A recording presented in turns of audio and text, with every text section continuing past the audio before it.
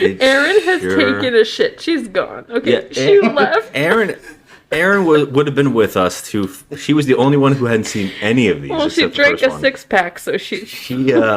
This movie killed her, and I hope she's fine right now. She's out of here. So Incapacitated. she didn't make it through. She didn't make it through, and I hardly did too. I almost did not make it through this movie. So Now it's garbage.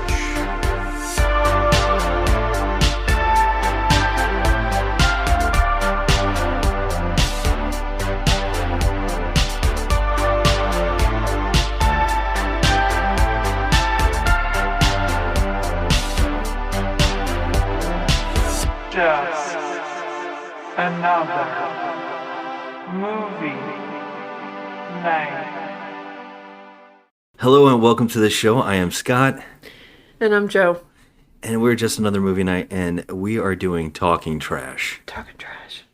Talking Furious. Talking We've Furious. reached the peak. We've hit the mountain.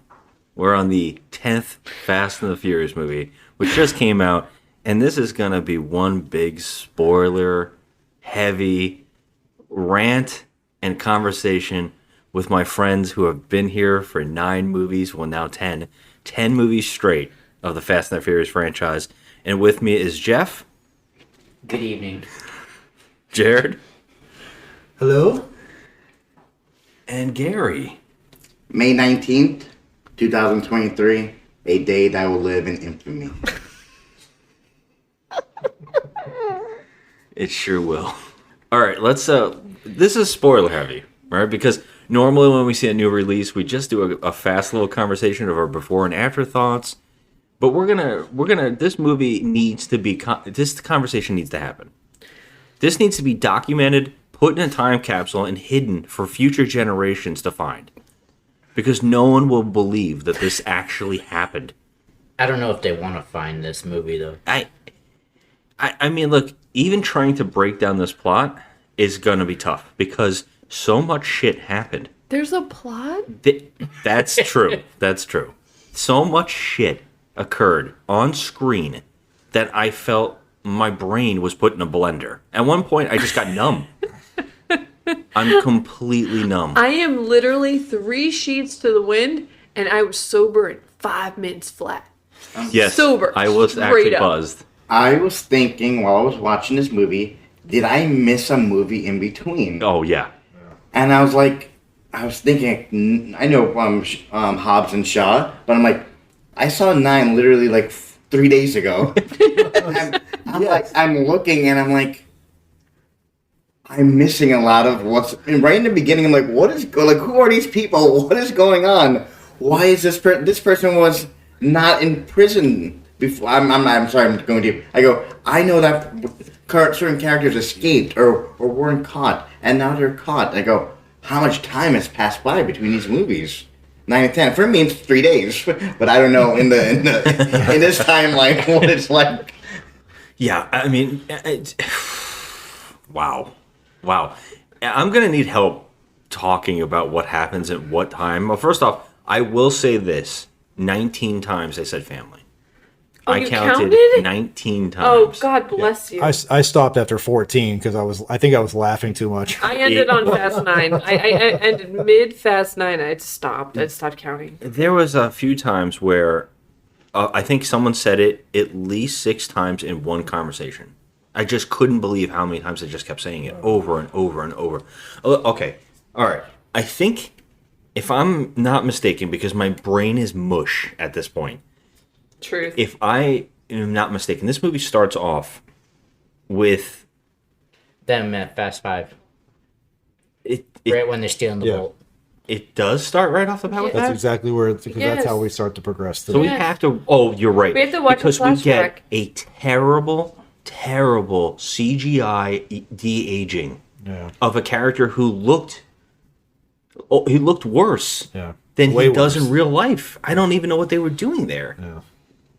So Bucho, the character, if you listen to our podcast, we call Bucho the entire time, whose real name is what? Reyes. Reyes. I think it's Hernandez Reyes. Yes, I think so. Hernandez. Hernan. Hernan. Her yeah. Hernan. I don't know him on On a first name basis. nickname Yeah. basis like you guys. So yeah, we have to watch 5 pretty much over again through a new angle, but then a lot of footage from the other movie. Yeah. And we have to see a lot of, and you know what? This is the worst thing you could do. Show us a better movie in the opening of your movie, because anything that comes after that is going to be questionable. So yeah, we have to watch an entire angle that was not in the film, where we get to watch the villain from 5 talking to his son. Yes. His son, who seems to be maybe only 10 to 15 years older. Younger. Jason Momoa. Oh, yeah. I mean, the father is only about 15 years older. Yeah, yeah. I mean, if Let's. that. I mean, come. I'm trying to figure this out. I'm watching this. Jason Momoa is like 10 years younger than his With father. the CGI de-aging, Yes. it seemed like Jason Momoa was older than who the person was playing his father. I agree. They seem like, I thought they was going to say they were brothers. Yeah, I mean it's beyond. I mean, so much orange on his face. They gave him way more of a tan. If you remember 5, it was just awful. His face looked like it had no lines in it. Like they removed lines. That's how they de-aged him. And it does not look right. If anything, they should just use shots from that movie and kind of like redone the shots with the angles and just did the voice. Right. And change his mouth maybe. We know they can do that, but they just completely waxed. It looks like a wax figure is walking around. Yeah, the he scenes. really does. I was going to tell everyone here, because I finished watching it first, Yes. that you should watch the end of 5, that scene. And then I rethought, you know what? You know how, what we saw with Han and Shaw before, how they just changed everything? Yeah. And I was like, you know what? Most likely, if we go back to 5 and looked, it's like these events didn't happen exactly like, And I was like, never mind, I'm not even going to bother. Yeah, exactly. It's not even I mean, you know that these angles didn't happen or these characters weren't there. Especially when there's a double down of the 5. Another version of it again. Yeah, so we get to see it all over again. And what we learn this time is that Jason Momoa That was awesome! is playing this character's son. And he was in the car where the Gatling gun came out of. He was driving that car alongside his brother, which I actually thought the Gatling gun car was being driven by Christovald from Barry. You killed all my buddies. And we saw that real quick, but they said he was driving the father. He was. Yeah. I could swear he was in the machine gun car. They had the machine gun in the SUV with them originally. There wasn't 2 SUVs. There wasn't? I could swear there was 2 SV. I actually thought that did happen. I don't recall that. I'm with Gary. I would love to just watch that scene over again just to see. Yeah, I think in this one they might have. They had to have added it in because I thought the only person that was following him was Buccio and Cristobal. That's it from the first one. I what I thought. I double dare you put another Fast and Furious movie in your DVD player. Can I just, Replay it. can I just make a statement that Sure. according to IMDb, family is said 56 times in this movie. There- In this 50 movie? it No, in says- the series. No. It says the word family No. is said 56 times in this film. It couldn't have been because I was counting. I believe it. It was a lot. It was a lot. I remember. I caught 19. The character. I don't know. Only If 19? I don't know if it's Momoa or a different. Momoa says a or- lot. But there was one sentence or a couple, like when he was talking, I forgot who was, maybe it's to Vin Diesel or who it was, family, at least 10, 15 times. Within like 30 seconds or 40 Momoa seconds. keeps saying it in every scene he's in, and also Queenie. There's a scene with her and, Yes. and Dom talking, where she also says it almost 5 times. We're gonna have to really look into this, but they're I'm saying not really gonna look. 56 times. I need to know because I was responsible for keeping count and I lost count. There's no way that someone made that joke. Where did you read that? It's on IMDb. Someone put that in. That's a brand new trivia thing. Someone put that in there before they can get it called out. I'm gonna. That's a research joke, this. and that's a really good joke that it was said 57. You're gonna go look back at it and it says 560. Yeah, someone's gonna keep updating it. Wikipedia is gonna have like 1,000. The only word used in the movie is the word family, is what I'll say. The son is Jason Momoa, and what we learn is he's driving the car with the Gatling gun shooting at them while they're dragging the safe down the road, and they swerve, and hit the cars. And when I think they swerve, and Dom hits the car with the vault. Correct. And he hits the car, and it sends Momoa flying into the water. That was awesome.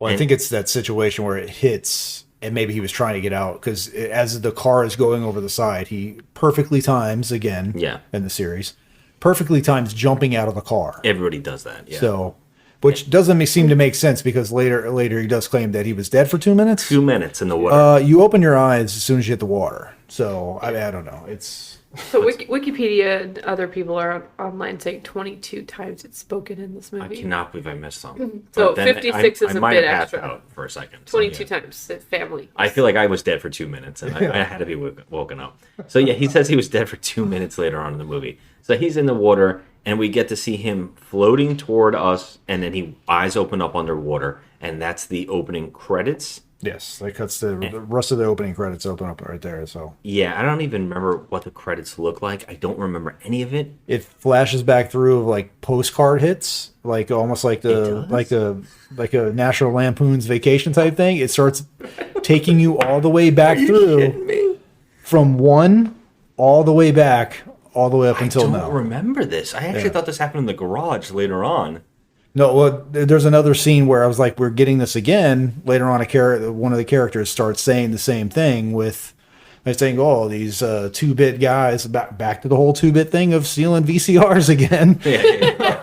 So, And this is how I thought the movie actually opened up with Dom's black. I don't know what kind of car this is. He's got like a Charger looking car. yeah, it's an older model. Yeah, Dodge. It's doing donuts in a parking lot over and over around trees. And I thought this is how the movie opened, and we find out that it's his son driving the car, and he's teaching him how to drive like an asshole. And he can't see over the steering wheel. Pretty Yeah. much. And this kid is now visibly older. I thought that was a cool scene because it cut back to the original where Brian was trying to learn to race there in the I see what original, you're saying. right in that same area. Okay. All right. Although Dom wouldn't have known about that, and Of course not. yeah, But it's we just know about that. to us. Yeah.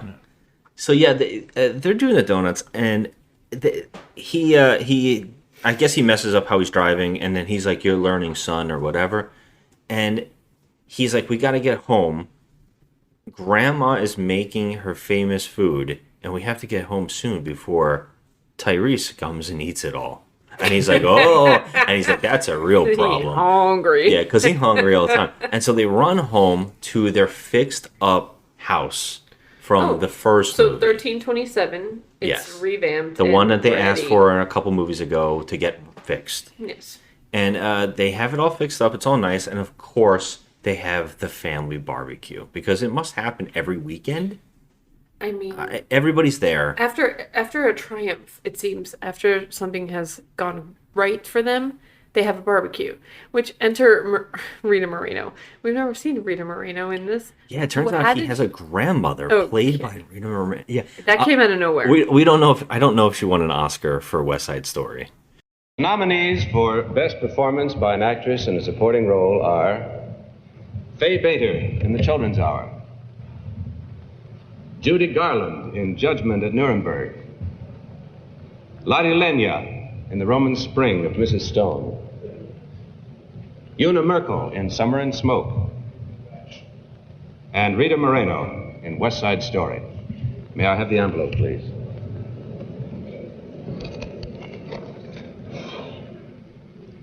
Rita Moreno in West Side Story. But if this is an actress that's like a legend. She's a legend. And I'm like, how do they keep getting these people? Like, it's wild to me. So yeah, she. How old is she, hon? Okay, so Rita Moreno is, I think, 95 years old. I think so. I was Yeah. blown away by this, and she's acting pretty good. She's 91. 91 years old. Yes. And she actually rocks her dialogue. Like, she actually does a good job when she like has to talk to him like She face looks to face. Very pretty. Yeah. She is the grandmother who never was talked about or mentioned, but that's a thing in the series. We've always got to get used to it.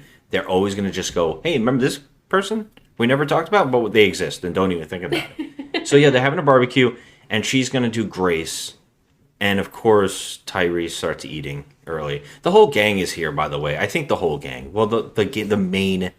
How many people are in this gang now? Because now it's called Fast 10, and you feel like every time they do that number that they're adding somebody to it to make the number make sense. Yeah. I don't know if this has ever been a thing. We haven't talked about this yet, but They did leave one chair empty for Brian. yeah, and Mia's there. Mia's there. Yeah. That was But she weird. And does her make kids aren't mention of calling Brian in the movie and saying, I need to check out the kids, Brian and the kids. So that is. Yeah, 9 with 1 empty seat.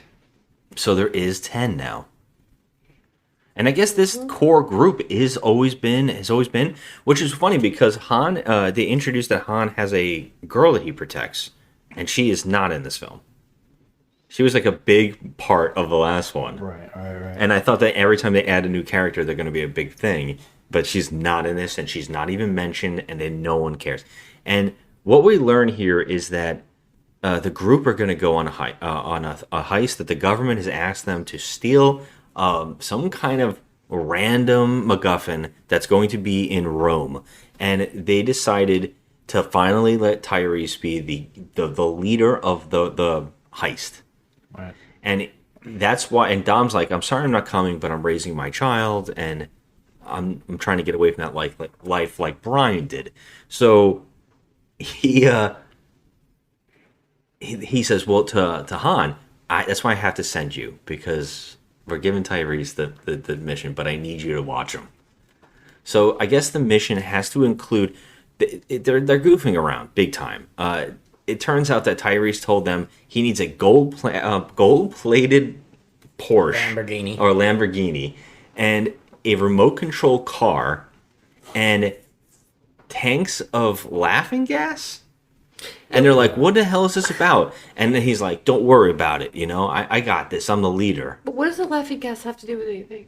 It comes out of the remote control car. And Yeah, but what does it passes do? out. It makes all the people pass out. Laughing gas? Okay, I guess Yeah, you're right. When I it have does, my yeah. wisdom teeth taken out. Yeah. Yeah, but Okay. you would have to have a good amount of that. It seems like He get said this- 10 tanks. but you have It's in a tiny remote control car. That's Whoever- insane. That's insane. That's just one thing in this film to talk super about. Yeah. duper high concentration laughing gas. And I think it was released in our movie theater. Yeah. Yes, because I was cracking up the whole time. But can I just fun fact? Rita Moreno is an EGOT recipient. She is? Yeah. Okay, she has all of the All awards. of them. Yes. Holy shit. That's amazing. That is amazing.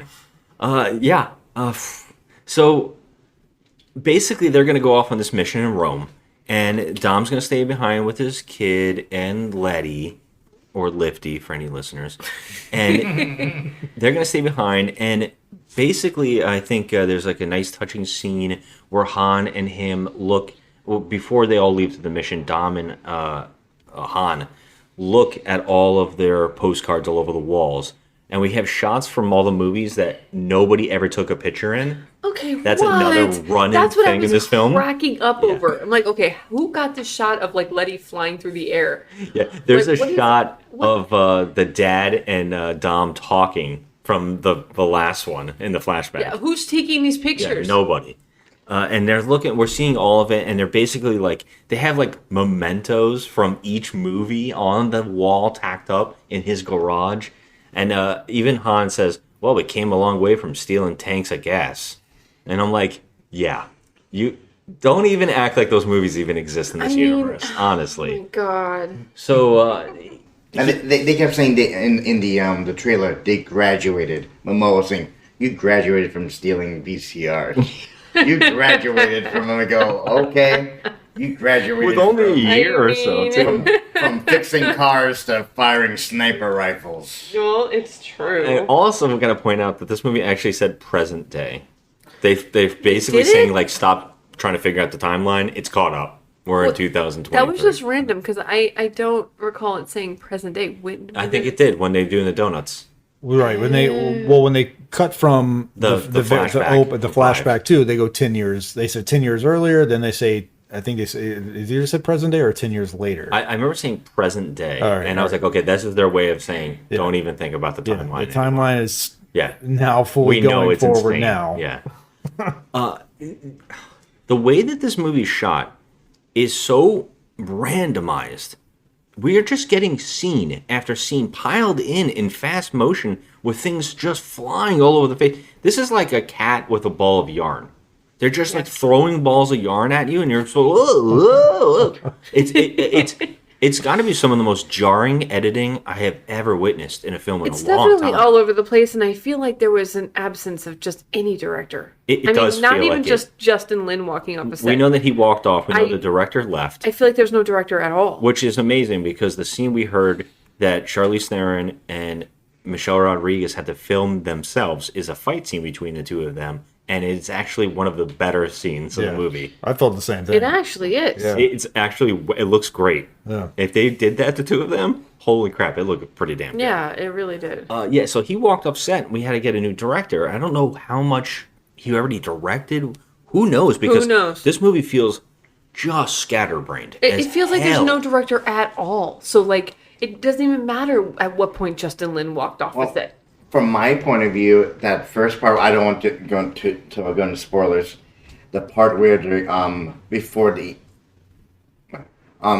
the something happens to in the Rome part when that ends, I thought all of that was a completely different guy directing, and after that, I felt it just went straight down. After that, Okay. I was enjoying it from that point. You were. Because I saw 9, I'm like, it's like Rocket League, in the second. I mean, That's what I was thinking in my That's head. 9 was true. such So I don't want trash. to go, but I'm just saying from a director's point of view, I thought from right there, and I'm like, oh, this is going to be, it's different from what I've seen before, and then all of a sudden it's like, oh, now it's jumping like crazy. Here's this. I go, it's like two different things going on. The film's always like that, but it felt like it lost all direction after that. I agree with you. Man, 100%. It does feel like a whole nother director is. I feel like every scene is directed. I would say by like film students. I just feel like someone was like, "Oh, this is cool. This is cool. Fly a drone around." Like, let's get back on though. Let's just like, the team goes away, and Dom and Letty. his grandmother have like a moment, and she basically calms him down from your family. You have to let them move on, and your dad would be proud of you moment. It's actually kind of nice. It is But really nice, but it I mean, feels she like, came out what of is nowhere. this? Yeah, why is this happening? Yeah. And so then we all of a sudden cut to them putting their child down to go to sleep, and then an almost sex scene that is very. I don't know if it is just me, but they feel awkward sexually. Like I mean, I kind of feel like that too. I don't feel like they did in the other movies. they just feel. But I mean, so literally, strange to Michelle me. Rodriguez is barely in this movie. I feel like all the original cast members, with the exception of like Tyrese and Luda, kind of just took a back seat. Well, I made a joke before we saw the movie. I texted you guys. I said, "There's 40 characters in this movie, and they're all going to have 4 minutes." And that's no joke because Dom has the whole movie almost, and the other characters have to share scenes. Mm-hmm. But there are so many people to get the Yeah, well, information I mean, about. John Cena does have some great scenes. He's the one that I actually Yeah. was more excited to see in this movie. Let's try Aside not to from- jump ahead Sorry. like too much, but yeah, it's odd. But the Letty and him are having like a romantic scene where they seem like they're gonna have sex, but it just basically turns into a really awkward scene where she takes a cross and she sticks it on his chest, Yeah. and then in the most awkward cut of all time, we jump outside to see a woman get out of a car, struggling, bloody, to get up to their front door and knock, and Dom opens it. Now, he was just upstairs about to have sex. Now he's downstairs ready to go and open his door, and it's Charlize Theron. It's Cypher. It was the Dom sense. He heard the dogs barking. Yeah, that's and it. then he got up to the window to look at what the heck was going on. Yeah. Did he get up into the window? I just remember Yes. them cutting to him being Yes. downstairs. All of a sudden you hear 2 barks from a dog, and all of a sudden Dom sense goes off, Oh, and that it's, happened so quick. I This don't is- even remember this. this is trouble. A dog just barked. Someone's after my kid. Yeah, I have no You're idea. right because they tell the kid to it's get the down. vibrations. No, because after he opens the door, they cut to and see Cypher. She says she gets a shot of her face, and she says, "I'm shocked too." right? And then they cut upstairs where Michelle Rodriguez is loading up a silencer onto a handgun and says to her son, the son, hide. Someone's here. Someone unwanted is here. Hide. You know the drill. And so the kid runs off, and then she comes downstairs, and we basically start getting this scene where Cypher has been wounded, what seems like mortally, and she is dying in his living room, and he threatens her. He's like, basically, I know. He's like, I wanted to kill you ever since what you did. And then we also get flashbacks from 9? Or is it 8? I feel like we get flashbacks from like at least like 5 through 9. I think it's 8 because John Cena was the villain in the last one. So it's 8 where Cypher killed his booty call. Yeah. Yes, yes. Cypher was barely in that 9 movie. Yes, you're right because she was just locked in a cage. Yeah, she was locked in a cage with her bad haircut. Yes. Her hair has definitely progressed in a good way. Yes. But no, he's like, I want to kill you for what you did. And we have to see shots and shots over and over about her getting shot in the head from them in the 8. Right. The mother of his child. And we get that whole thing over, but she's like, look, you're going to want to hear what I have to say. I met the devil today. I thought I was the devil, but I met the real devil, and I'm disappointed.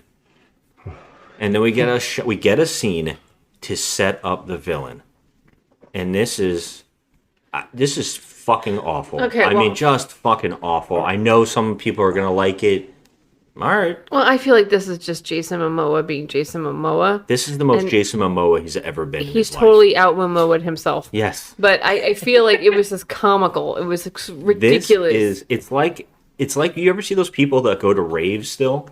Yeah. And they dress really fucking weird, and they have like the pacifier and weird hair buns, and they wear like almost dresses. That's him in his entire fucking movie. He's wearing satin. full on at a rave. It's like this character. satin throughout the whole movie, this guy. It's blouses. It's blouses. One time he's wearing an entire spiky shell necklace Yeah. with no shirt. Well, that's kind of how he dresses in real life. That's it. They just bring your own wardrobe, dude. And near the end of the movie, he has the orange jacket, very Aquaman-like.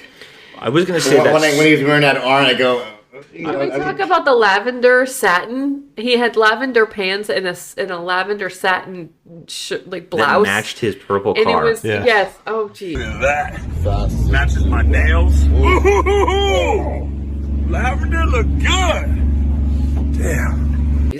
And I was gonna say you said Aquaman, but the Netflix movie we watched together, Slumberland, that's full on the outfits he's wearing in this film. Well, I was gonna say it seems like they took that exact character and it's like the doppelganger. It's like he's the Yes. evil guy, so we got to dress him up just slightly different. Yes. That's it. I'm like, oh, No, he's wearing the same shit that he had on in regular life. This Like he goes mountain climbing in that lavender blouse. I even leaned over to you at one point and said he just walked onto set with all this. He Yes. just straight on for his wardrobe. Is I wish his first line was like, "All right, guys, let's make a movie. Come on." Yeah.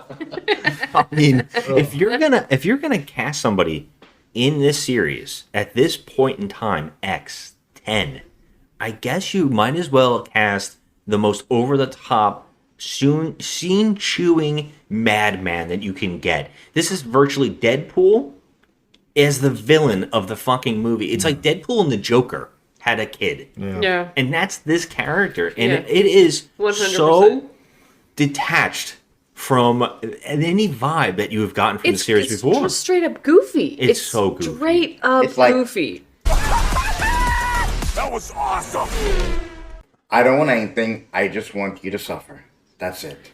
Yeah, over and Yeah, over you and over, killed by the my way. papa. I didn't and want. That's it. Like every time he was on the screen, I felt like I didn't really want to see him on there. Yeah, I felt like it felt like it was, they might as well put a sign that said laugh every time he was Right. on screen. Yeah. And I felt like, no, I'm not going to laugh. Although, Joe, you were laughing hysterically I in could almost not every take scene it he was in. because I was just like, okay, this is just it's goofy. No, I admit in the beginning, I was like, it's gonna be cringeworthy. Yeah. Seeing him on screen. After a while, I started enjoying him. His lines and stuff, I found it funny. I go, oh my god, he is hilarious. I Over the actually top. kind of agree with you because I felt like he was just taking a piss on the script. Right, and I was like, I go, he is going to, every time you see him, you're going to be like, oh my god, you ruined your career. I don't want to see you anymore. But every time I saw him, I go, is he just taking over? Did he just decide, you know what, I want to go in my own, I'm going to do whatever I want with this Feels script. like it. He really did. It just feels like himself, just He adding really stuff did. in. It's like they were telling him, tone it down a little bit, and he kept going even higher. Yeah. So I wonder, because from the opening scene, when we go back to 5, whatever, it seems like they show him a scene where he goes and looks at the vault. He's like wearing regular clothes. So I wonder if the whole thing of losing his father just made him snap, and he had 10 years of like the whole revenge thing just started really coming up, and he's got this thing going on in his head, just calls him to fucking go crazy. Unfortunately, that's not true because we get an entire backstory where they told that he was always a psychopath I mean, and that his father kept bailing him out of an insane asylum. he was And we actually see getting young bailed pictures out. of himself. Yes, he was getting bailed out, but was he at this level back then? Because this level, I mean, Well, he's just he's right when he says that they show him and he looks a little more reserved. Although I wouldn't say that because he had snakeskin flip flops when he was driving that gunner thing when he got knocked into the water. I saw I saw Didn't it. see I that. could, when they showed him step on the gas, I was like, "Holy fuck! Is he wearing flip flops in his car right now? Is it like?" It's like it would look like night shoes, like those little slippers that you would put on. slippers, my like- God. But it was like snake skin that matched his entire shirt. it was It so was like a extra. satin It shirt. was just so extra.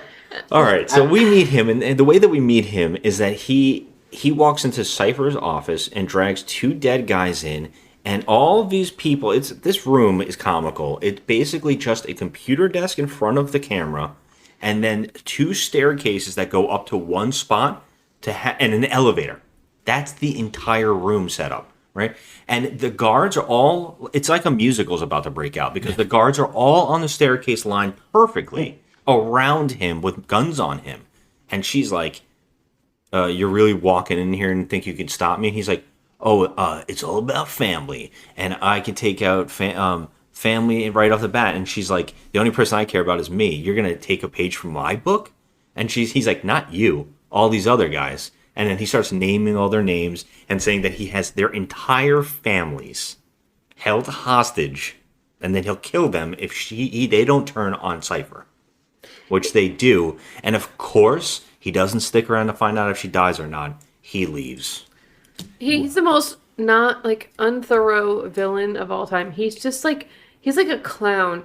He just walks around in like a clown suit and just makes jokes. He's like a Bond villain, but Bond villains usually kill people. Nobody gets killed from him. It's the 60s Joker in the Batman series. Yeah, yes. Caesar Romero.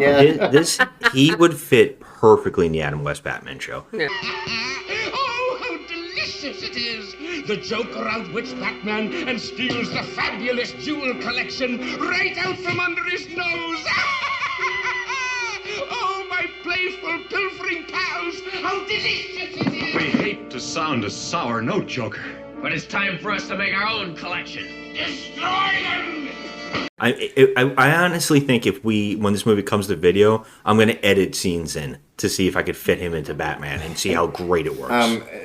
Red Letter Media always talks about the Emperor, and when I forget the character, when they go over the Star Wars films, and they're like, how can you not like the Emperor? He's always happy and gleeful and laughing. And that's what I go, look how much joy Jason Momoa is having doing this stuff. So true. He's just a happy I mean, he gentleman. really is. He's having a great time. He's having a ball. Yeah, like I said, Deadpool. Yeah, and I he's cannot getting believe paid for this. It's like, what? There's a scene later on where he Ray to Race. I'm not gonna talk about it, but you see him. It zooms all the way out to show the rave and all that stuff. But if you look at him specifically, you see him. Yeah. He's having so much fun. He's walking on his tippy toes. And he's like, woo, every scene he does that. He does a twirl. He does a dance and away. it's so far away, you wouldn't expect. You can look and go, he's literally dancing on his way to the next scene. He's like, yeah. God. I would like this if it was an actor we're not used to doing this. Like if it was an actor we'd never seen do this before. I think I would be okay. Yeah. But the problem here is this is all he does now. Yeah. This actor. He does. I mean, like, Aquaman's a little more brooding. He's more, what's his face from Game of Thrones. He's more like that character with a little bit of a sensitive side. Mm-hmm. But then Slumberland, and I can't even think of the other movies I've seen him in recently. This is him now. And that's why I'm afraid anytime he gets cast in something, I'm like, oh, fuck. Yeah. What are we going to get, you know? I feel like it's just his Instagram, you know? Like, every time you see a Jason Momoa Instagram post and he's doing a video. And beer and necks? Yeah, that's how he Yeah. is. That's how he is. Which is fine, you know? I mean, he's a fine villain, whatever, fine. I wouldn't even go that far. I mean, but he's it's, just whatever. It's I don't something even different care. it definitely is something for the franchise that's different. Yeah. But yeah, like I said, well, Cypher, all these guys turn on her, and of course, Cypher's ready because she has a remote control on the side of her pants that can turn off all their guns. So, if you have that, you didn't think anybody could show up where you were. How did he find them? Does he have God's eye? I mean, what's happening? It's a small little room. She has monitors all over the place. You would be able to see all this stuff. But how are you hiding? Where are you hiding that someone can find you and do all this? In Fast 9, wasn't that what she was trying to get? The device that can shut everything off? A device that can control everything? That can control everything, including nuclear weapons if she wanted to. Remember, the movie, the beginning was the cars, right? She can control the cars. Remember, that was that first weapon? Well, first they got the God's Eye, they control the cameras. Then they got the car. The control cars. And the next one was supposed to be able to control whatever you wanted. Yeah, that was Project Ares. Yeah, Ares. And that's why I'm like, she has it already on her pocket. Yeah, yeah. So are they trying to combine? Now we just some of what we just saw 3 days ago. Yeah. Has now been gone because you would think Project Ares would still be around, but no, we mentioned God's Eye, so why wouldn't you combine the two? Jared, you have to understand, if you live like me 10 seconds at a time, the world is a much different place every 3 days. Guys. I don't even think we'll make it through half. I mean, honestly, all right. Let's just can we just do like a quick I'm trying to go through like this. synopsis of what this? I can tell you in 2 seconds. No, there's no fucking way. There's so much to talk about. Yeah. So This could be a two-parter. Cypher takes out all the people, and Cypher survives the attack, and it's actually great. And Charlize Theron is really good at action stuff. Yes, she is. She's really good at it. But the way that she survives is hilarious. She's in an elevator that breaks off and free falls, and catches and starts sliding. And at the last moment, it falls all the way, and she turns the guy that she's fighting and lays on him. She slams into the ceiling, and he slams into the ground. And all of the engineering stuff comes through that guy and almost kills her. Mm-hmm. It's great. It was actually a really fun and that insane. That stuff kind of happens, it it just happens. And all she ended up was with the stab wound with that fight scene. Yeah, she was actually shot, or she was like stabbed another time too during that fight. She was stabbed, I think. Well, we were told that hey, she lost 6 pints of blood. Usually, a person dies at 4. That's what Scott Eastwood. Sorry, Scott Eastwood shows up in this movie again. Like why? What's Little the Nobody point? shows up randomly, and they constantly keep talking about nobody knows where Mr. Nobody is. They just keep saying he disappeared. I honestly don't give a shit where Mr. Nobody is at this I point. kind of need to know because his plane went down, and we never found out what happened to him. It's really strange. Just the things that they're throwing at you in this movie. It's like, okay. I wonder if he didn't want to come back. Like, of all the people who didn't come back I or mean- show up in this movie, he's the one that's like, nah. If I was Kurt Russell, I'd be like, fuck this shit already. I'm sick of it. I'm sick of it. It's a billion-dollar franchise. Like, how could you cares? not? I'm just sorry, saying. I couldn't do it. Well, anyways, yeah. So Scott Eastwood comes in there and he's like, "Who did this? Who's attacking us? And we don't know." And he's like, "Well, where's the rest of our group? Get everybody in hiding." And he's like, "Mia already got Brian in hiding, and the kids. They got the kids. They're all hiding already." And he's like, "Where's the rest of the group? We can't get a hold of them." And then Letty's like, "What do you mean? They're on a mission for you in Rome." And Scott Eastwood's like, "I never sent them a mission. There's no mission in Rome." And they're like, "Oh shit, it's a trap." So we're all going to Rome now. And this is where we see Tyrese setting up his heist with the remote control car that goes under a big rig and shoots enough laughing gas at high speed to go through their air vents and knock them all out. Oh, God. And I guess now Ramses can drive because she gets in the driver's seat. Don't you remember her bad driving in Fast 9? That's what I'm saying. Now she can drive She had fine. time to improve. She also talks about cars in this movie. She's like, yeah, I know some stuff now. Well, no, this is her opening a car door, one hand, pulling a guy that's maybe double her weight Yes. over. Yep. They out throw and- people out. Yeah. and take over the vehicle. like, okay, 3 days. And this is enough time. By the way, this is happening at the exact same time. Dom is already there in his car, and Scott Eastwood's there in his car, and of course Letty's even there in a motorcycle. They're already there at the same moment the heist is happening. Yeah. But it turns out that it's not really a heist; it's a trap. And what is the bad guy's name? What is Jason Momoa? Dante. Dante's Inferno. I got you. Yeah. Aye. So Dante is setting them all up to kill them. I wouldn't say kill them. I would say play with them. He's kind of just toying with them for most of the movie. A lot of the times you're like, oh, you could kill them instantly right I here. mean- But he never does it. Yeah. Well, we're learning at it. The purpose of it is, for the first time, is to get Dom and his crew on the world's top 10 most wanted list. Again. I go, They've and it's like they've been on their successful. I go, and I am, at that point, I'm like, they're already on there. Like, Yeah. again for They've the been on it 20th for like time? 20 years. It's like, okay. They keep Mr. Nobody keeps erasing it for them constantly, I guess. Yeah. But we see the ending results of all the events that happen. He's like, got him. I go, that's all you wanted to do? They saw the VCR, they were the top 10. That's why he's going after this group, and he's got bombs in there. Like the thing that they're stealing. They bring back those magnetic bombs from like one of the earlier films. They finally bring that back where they throw the magnetic bombs underneath the cars, and they blow up all these cars except for the main one that it just so happens that Ramsey and Tej get into, and they get locked into it, and then they hear something turn on from the back of them, and they go and turn. He walks down in the back, and he sees what I can only describe as a giant round bomb.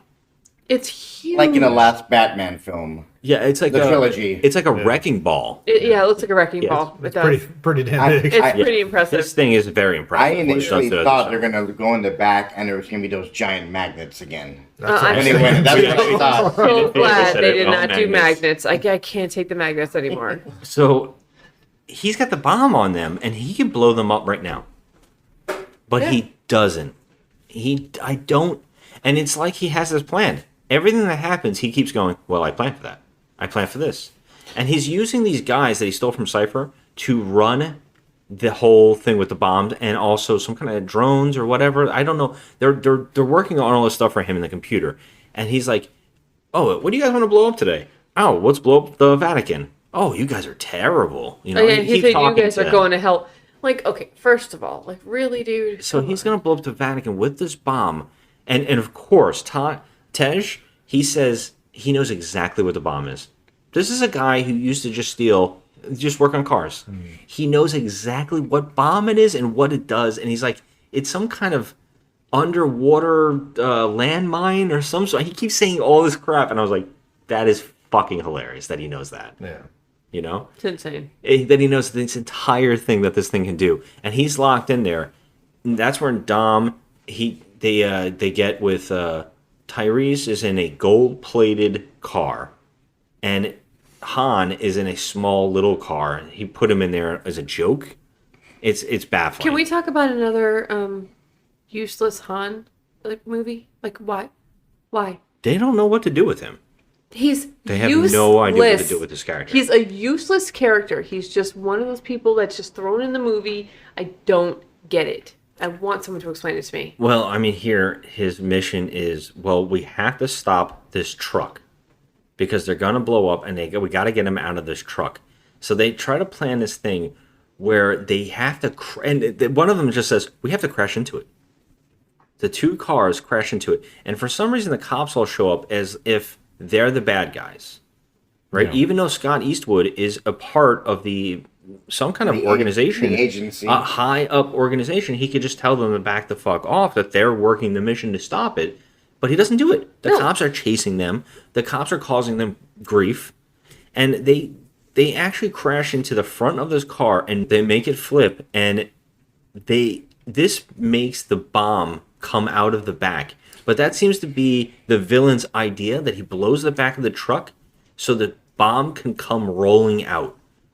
And now this is probably the most, right off the bat, this movie gets right into it. This is one of the most absurd, I can't even tell you. This is the Katamari Damacy ball. It can do anything. It won't stop fucking rolling. Nothing can get in its way except when it's necessary. So this ball goes rolling down. It goes through walls, through cars, through a bus at one point. It gets caught in a gasoline pump and gets covered in gasoline and makes it a fireball that rolls down Rome towards the Vatican. It actually knows what direction it's going. It's going directly at the Vatican somehow. It's like he's got a hamster in there rolling. I don't even know how the fuck this is happening. When they're chasing him, you know, with Rome, there's it's not like you have two options on a street. You go to different intersections, and there's like 8 different roads, Yes. right? And for some There's reason, one straight path. it's following like a car, Yeah. or it's like it just knows what. Oh, we're gonna make it right here, and you can see different intersections. I'll make a left here, you're gonna make a right here. And it's like, it just knows where to go. Yes. And while I'm watching it, I go, is this Marble Madness? Yeah, that's exactly what I'm talking about. It's Or Marble the Madness. Rocket League when he or- starts hitting it. It actually goes into a fountain and bounces out. Did anybody catch that? It just Yes. went in the fountain and bounced out. And I was like, what the fuck? What is the weight? Well, there was a It's going statue. through buses. Yeah, there was a statue in there. So is that the only reason how it made it out of the fountain? It just crushed. It just went out. It Yeah. just crushed the statue and just kept on going. This is, and the best part about it is, the one thing that it cannot break is Dom's car.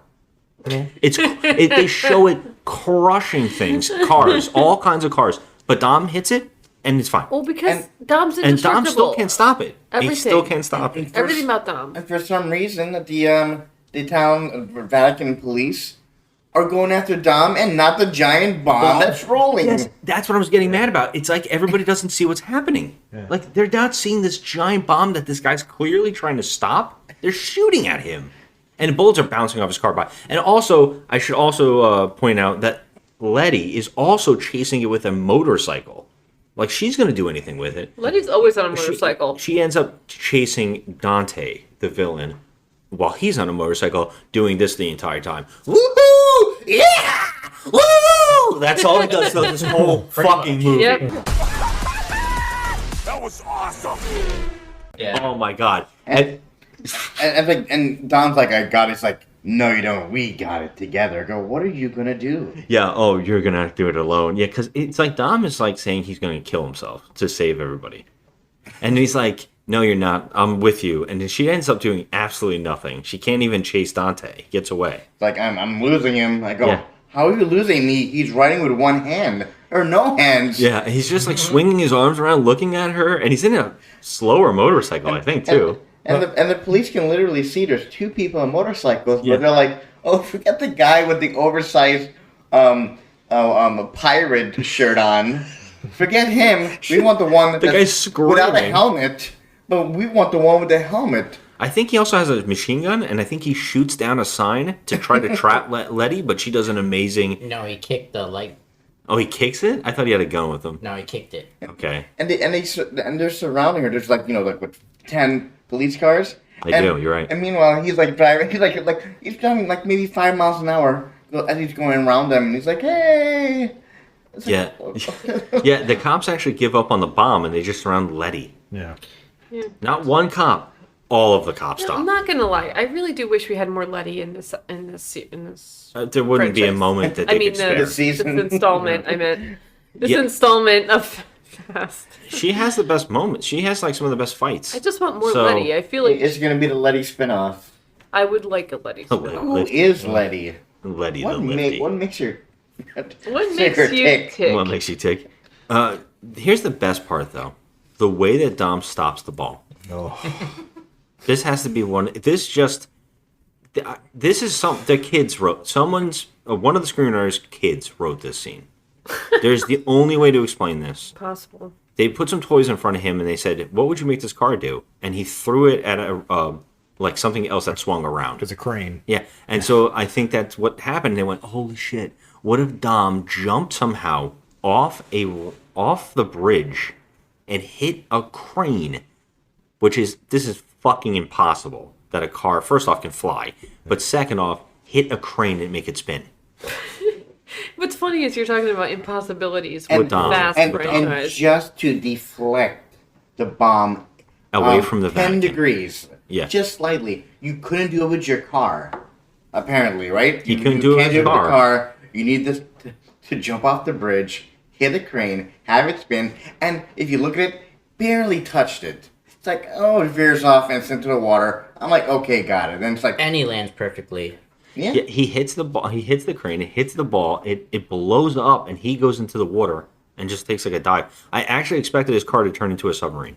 Oh my god! Did anybody else think about this? No, he didn't land in the water. He landed on the road. roads. He landed on the roads. You're Because right, he there's starts a road driving underneath. away. Because the bomb there's blows 10 up. police cars that continue to chase him. Yeah. Because I could swear they showed the water, and I thought he was swimming. And I have no idea where the police came from. You're thinking of Jason Momoa's scene where he was actually floating in the water. Yeah, no, but I could swear there was a shot of the water right there in this scene too. But Well, whatever. you would think when he hits the back of the crane, that yes, you're going to hit that and just drop straight down. But no, somehow we just continue on. We hit it hard enough. And then he You're flies going onto a that street. fast to be able to go through a concrete barrier on this bridge to hit the back counterweight of this crane to knock it around, like Gary said, 10 degrees to bump it into the water, and he lands on the side street on the other side. And you have to remember. Oh, I know. Yeah, he hits the ball into the bomb into the water. That's And you what have to remember, okay, he's that's what I'm doing thinking of. his, showing his crazy driving skills. You notice the tires, the rims, on the axle, they're all destroyed going down these staircases. Yeah, he keeps going downstairs. So his rotor, everything is destroyed or whatever before he attempts to do that. Yes, his car is fucking destroyed. And also what we got to point out is he knew that the length of the crane was short enough to hit the ball. Yeah. He knew. He looked at it and went, "Oh, I know exactly how they can stop this. This is if I hit this spot, this will swing around like a Goldberg. What's that machine? When they set up all those traps like a mouse trap. The Rube Goldberg. Yeah. Yes. And meanwhile, everyone else is underground. The rest of his gang. All the group, they got away from the cops by going into a sewer system. That's right. And I was like, please, Teenage Mutant Ninja Turtles, please show up in this film. Holy crap, would that be amazing. And it could happen, and we couldn't question it. If it happened, we wouldn't be able to. You just have to take it. Like everything in this movie, just go, okay, I have to take this. So this bomb goes off, and I'm like, is this a nuclear bomb? Is this a dirty bomb? It seems like it is. Regular, like, why is everything moving like the sum of all fears? I go, is everything being... Oh, we didn't talk about that. The bomb goes off and throws all the cop cars with its shockwave, but of course, it just pushes Dom a little bit. Yeah. Right, he's just nudged. The other cars are like Twister level flying. Yeah, you should Flipping see, over. You should see just a giant explosion or whatever you see. But no, I go, was that a mushroom cloud? Like, what was that? It's a nuclear bomb. Yeah. Oh, there's so many things that happen in this scene that I can't even remember, but it's all slowly coming back to me. They used grapple hooks. They brought grappling hooks back to stop the truck at one point. And they also almost killed Scott Eastwood with a bomb, but he jumped and rolled, and you never see him again in this movie. Letty, while on her He motorcycle... rolled out of the movie. Yeah, he rolls out of the movie. In that scene, while on the motorcycle, and he's in a giant noisy truck too, he's like, hey, you gotta get out, there's a bomb. He's like, okay. And he jumps out immediately. Immediately. Like, are they communicating with us or not? This was the first moment I was expecting weight for this movie. An actual death of a character that we have met. Mhm. So I thought, okay, Scott Eastwood's going to die. They can kill his character off. And then he survived. And I was He just rolled out of the movie. He's gone. We never saw him again.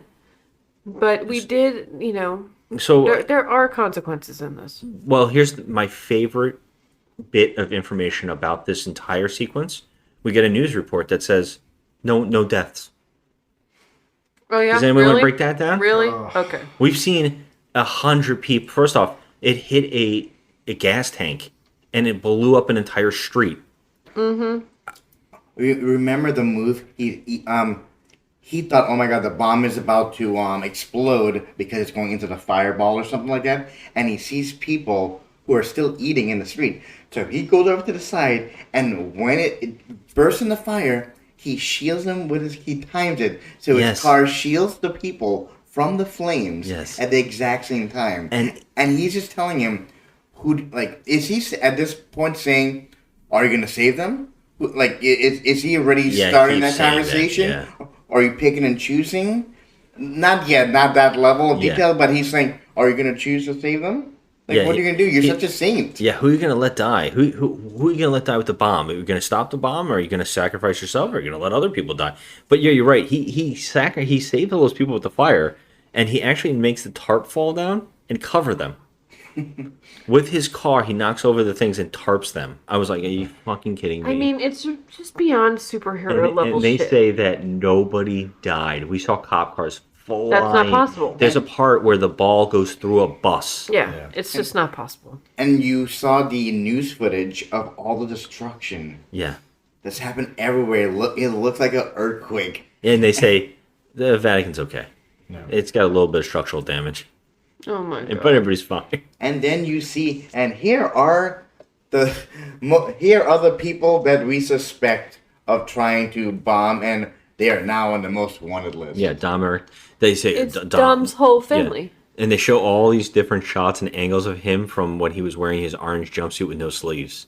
Yeah, and how they get that shot. Like, honestly, talking about this silliness is like, it doesn't even measure up to what. No, the other stuff this is just a start. My mouth was open this entire film. There's parts where I was just like shocked. You know what? My mouth wasn't open because I anticipated it being this ridiculous. I know there's a couple parts where we were covering our mouths. We could not believe it. At the absurdity. Yeah, that's what I'm saying. But because I like Fast 7, if the movie knows what it is, and I thought that's where we were going, I didn't mind. I would actually enjoy what was happening here if we continue knowing this is what we are. And I thought it was hilarious, everything we're seeing. And the bomb actually shocked me. Like, oh my god, something actually went up, and people, this is worldwide. This is actually worldwide news. Yeah. That should be happening. Yeah, there was an attack, a terrorist attack on the Vatican. Yeah. And I was like, okay, I like where they're going with this direction. And I enjoyed it to this point. And I'm like, okay, it knows what it's doing. It's over the top, but I like it. Wow. Until the next scene begins. The next scene starts where we see two new characters for no reason. This movie does not need new characters, but we meet two new characters in a computer virtual reality room of some sort. It looks like the X-Men, the Cerebro room. Yeah, it's so ridiculous where this guy turns out to be taking over for Mr. Nobody. He is the new head of the agency. Ames. What? His name's Ames. Okay. Ames? Yeah. Thanks, Jeff. I would not have known that guy's name. I was just going to say that I know he's Jack Reacher on the television show of the same name, I think. Is he? He's Reacher? He's not? That's Jack Reacher. Is it? Okay. I have no idea. Yeah, he's also on Titans. He plays Hawk. I thought maybe you have it mixed up. That John... That's the other one. That's some Volfiers. Oh, no. That's that character. Yeah, but... You're thinking of John Kunzis. Oh, okay. Jim, whatever the hell is in the office. Yeah, so yeah, this guy, he's wearing a tight shirt. He's just like typical guy. This guy is ripped and he looks great, but he is in a room of computer screens, and a woman walks up who happens to be Allison. What's her name? Brie Larson. Brie Larson. I was gonna say Allison Brie. I was gonna do it backwards. Brie Larson, who walks in the room and turns out to be Mr. Nobody's daughter. Tess.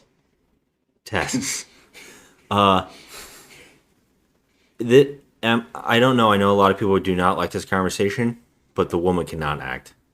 I am shocked. She sucks. How bad she is. Her delivery, her stale wooden deliveries here are unbelievable. And she's a character where I felt like she's the relationship that she builds with the family. It's like it's too close. I go, did I miss a movie? Did I miss an extra behind the scenes or like a cut scene where she's immediately like, oh, She's on Dom's side immediately. it's like, oh, I'm part of the family, or I'm about to. I'm like, I'm missing like I just have my last mission to get into the family. I go, why are we so chummy when they talk to each other? Dom is never this friendly to anyone when we get later on the scenes when they're talking. Yeah. And even with Letty, who like will be more defensive, she's almost like, oh, okay, like almost accepting really, really quick, as if they want the people who are watching the screen. You will accept her immediately. You have I to. didn't. They I want didn't you accept so her. badly to accept It her. was so fucking pointless to have her in this movie. But this scene is amazing. She basically tells them, like, my father trusted them. Well, where is your father? I don't know. He's off the grid. He's ghosted me. Okay. Okay, but that's why I'm here.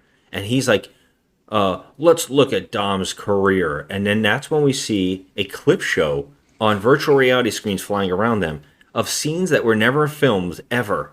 All captured, and it's all the greatest hits flying around them.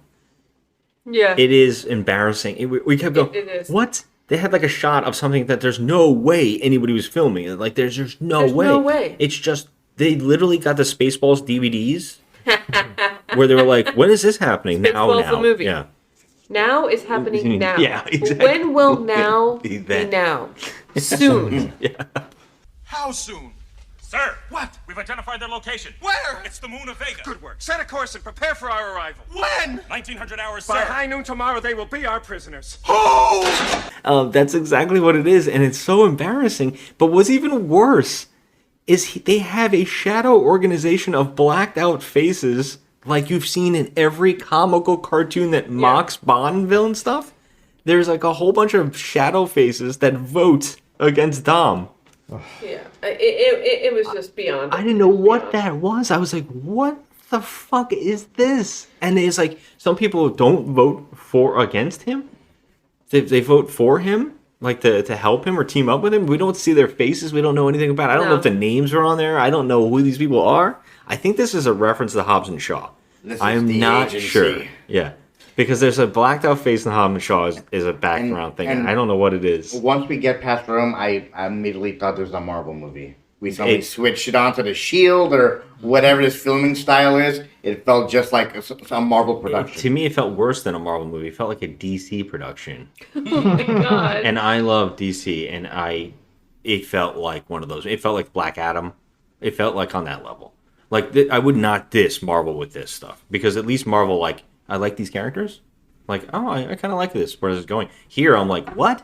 Who? Why? What are we doing? Like, what is happening? From start to finish in this movie, everything was just beyond absurd. This Beyond. guy, Beyond. Jeff, what's his name? Ames? Ames says, he says, well, the council's voted. We're going to get Dom. And then he's like, you're on your own. And she walks out of the room, and what's her name? Tess. And Tess walks out of the room, and she says, basically looks at the camera and goes, well, I guess I'm on my own, and I'll do this my own way. And, oh my god, dude. Well, you know what's even better? Then Limp Bizkit starts playing. Does it? Well, Dom... No, I'm joking. Dom It is... sounded like Dom's staring at the Vatican destruction, and that's when Queenie shows up. For some reason, she's at the Vatican. No reason. I don't understand this scene, and also she's not doing her overboard accent anymore. She kind of like toned it down big time. She toned it down. It's not. Did anybody else notice how yes, it was like I she did. gave up on doing the complete Cockney accent that she was doing in the other ones? I noticed it. Yeah, this is the Shaw brothers' mother, and she is, for some reason, his like surrogate mother character. Mm-hmm. Like best friends. I don't really know why this keeps happening in these films. No sense. But she basically talks him into, oh, you got to do this alone, and she's like the voice to him. Like, you have to go out. You got to go it alone, and he does. He goes alone, but he's like, "Where's Letty?" And they're like, "The cops got her, and they're taking her to a black site, and then we're not gonna be able to get to her." And he's like, "We got to. I got to get my family." And he's like, "No, you got to go alone. You got to stop him. This is something only you can do." Why? Who? What? And then he doesn't even question what happened to his rest of his group that were in that tunnel system, because they have put themselves in a was shipping container full of cologne and shipped themselves to London. Lovely London town. Hearing you say that, it just sounds... and by the way, when they open up, that is Like, pure what? CGI London. Oh, without a doubt. So It's bad. So bad. There's so many shots like that. In this That's all movie. they're showing. And then they put it down quickly. I go, are they actually in London or not? I go, where is this? Like, it's like the beginning of there's a game called Tecmo Super Bowl where you see like the skyline. It looked just like that. You know what I'm talking about, Jay, right? Of And course. I go, what is this? Are we in space? Like, what planet is this? They already went to space, Gary. And this is another problem with this movie. Now, this movie has a lot of stuff to do real quick, and it constantly keeps doing these things where they're going to introduce another character to do something. I don't know why, but this is where Ramsey goes, I got a guy. And she goes to a cafe, like a computer cafe, and brings in there just so we can get a Pete Davidson moment. Oh God! When they showed him, It's I to was like, purchase come on. the tanks. Oh, remember the scene where what's his name, Tyrese opens up that they got hacked, right? Yeah, all They their hacked money got all their stolen. money, and they're seeing the money disappearing live. Apparently. Oh, that's They right. like He to took count it all- down. He took all of their money away from them. Yeah, that's Yes, right. and he gives it. Dante. We learned that he gives it to all the henchmen. That from Cipher. So anyway, Tyrese, like, I don't know what the joke was. But he takes off his, what was it, spandex or whatever he had on? No, Spanx, right? He opened up his jacket and he has Spanx, and it's like money holders. He's like all over his body. It's not Spanx. It's what? Spanx. And Oh, he's got Spanx, money yeah. all over him, and it's like I try to think about it for a while, and I zoned out. I go, I'm trying to think. Why is he carrying all the money on him? Yeah. And he needs receipts. It's like his running joke in this movie is he wants receipts for things. For what? Because he wants a trail for his money. Oh Jesus! Because he wants the money back. And he knew that Really? he was going to get robbed.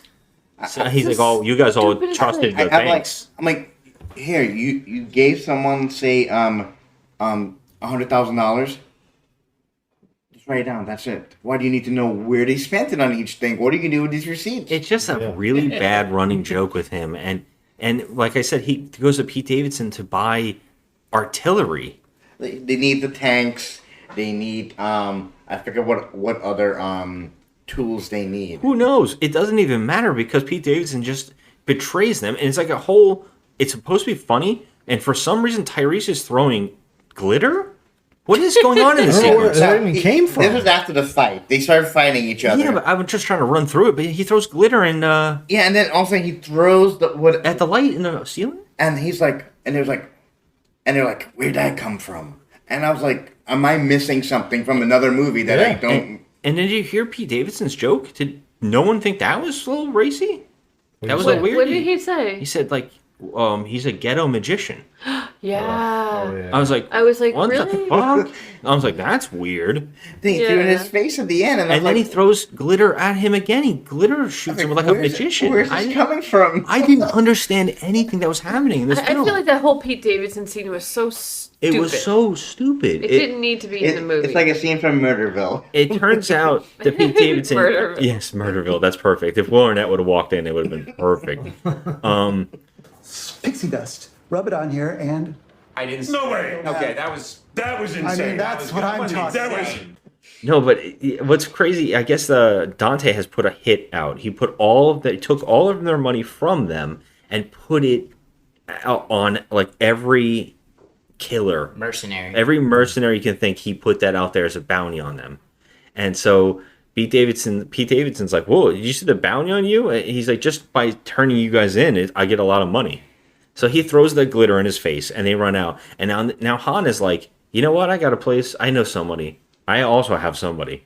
And this is another scene where we got to get another character. But while that's happening, Yeah, I'm just trying to go through. I was just trying to cut through their shit because they don't matter. Okay. They really do not And matter. just and he's like, sign. All right, but I gotta do this myself. Why do you have to do this yourself? Because the character he's going to is the end credit scene of 9. Mm-hmm. 9. When he knocks on the door. Yeah, so the end credit scene of 9 catches up here, where Han has to go to talk. I guess the only person he knows. Now these guys know everybody in every city. And now the only person he can think of to turn to is Shaw. Not the lesser Shaw, who's never mentioned ever again. Deckard. But this is Deckard. Jason. The better Shaw. Statham. Yes. I say it wrong all the time, so I'm gonna try to say it better. You did good. Jason Statham. So he goes in there, and I guess this is like the big moment because they have to have a confrontation because he killed him.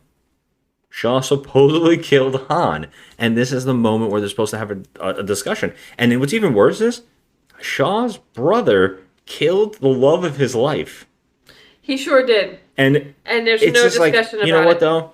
I need help, so let's go to the guy I hate. And I remember I'm a pro sniper rifle guy. I could kill Shaw at any time, but you know what? I'm just going to be friends with him. Yep. He decides the moment that he sees Shaw to reach into his jacket to eat chips. The fuck is going on? And Shaw just fights him, and there's a fight scene. Okay. But that's exactly when. And now remember, they're locked out, but for some reason the bad guys can get in. Han is the worst. The other guys are all outside locked in. But I mean, people are coming through the windows. People are coming in through the walls, but for some reason not the hallway. And the that they're camera in. keeps zooming in on his snacks. Yes, and he's got to pick up his snacks. You gotta like all through all this fighting. You like where's the bag of chips? Where's it at right now? Yeah. Oh, it's right there. Oh, will he be able to reach it? Fucking A, guys, this is so bad. It's a whole fight scene, and I'm gonna say this again.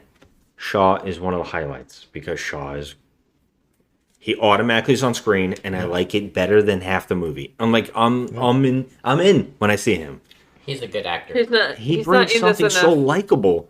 Well, I saw the Meg trailer before this movie started, and I was like, yes, this is what I wish I was watching right now. Like Yeah. the Meg. For real. Yeah, he makes up with Han, I guess, by shooting someone who's about to kill Han. And he's like, well, now we're settled. Yeah. How? I mean, how? You kind of made this guy go into hiding? I don't understand it. But they're cool. But Ramsey, after they beat all the bad guys that came in, now there was like 100 mercenaries. They killed them all, and then they just hung out with dead people or maybe hurt people.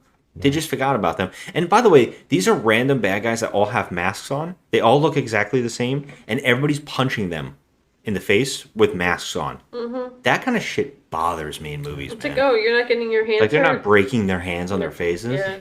Don't forget about the guy that came out of the body bag at the end. Yeah, I didn't want to bring that up because they actually say, one of the characters says, what the hell was that? And it's like, I'm not going to explain it. It's just a laugh. It's so weird and It's so random. strange. Yeah, it's so weird.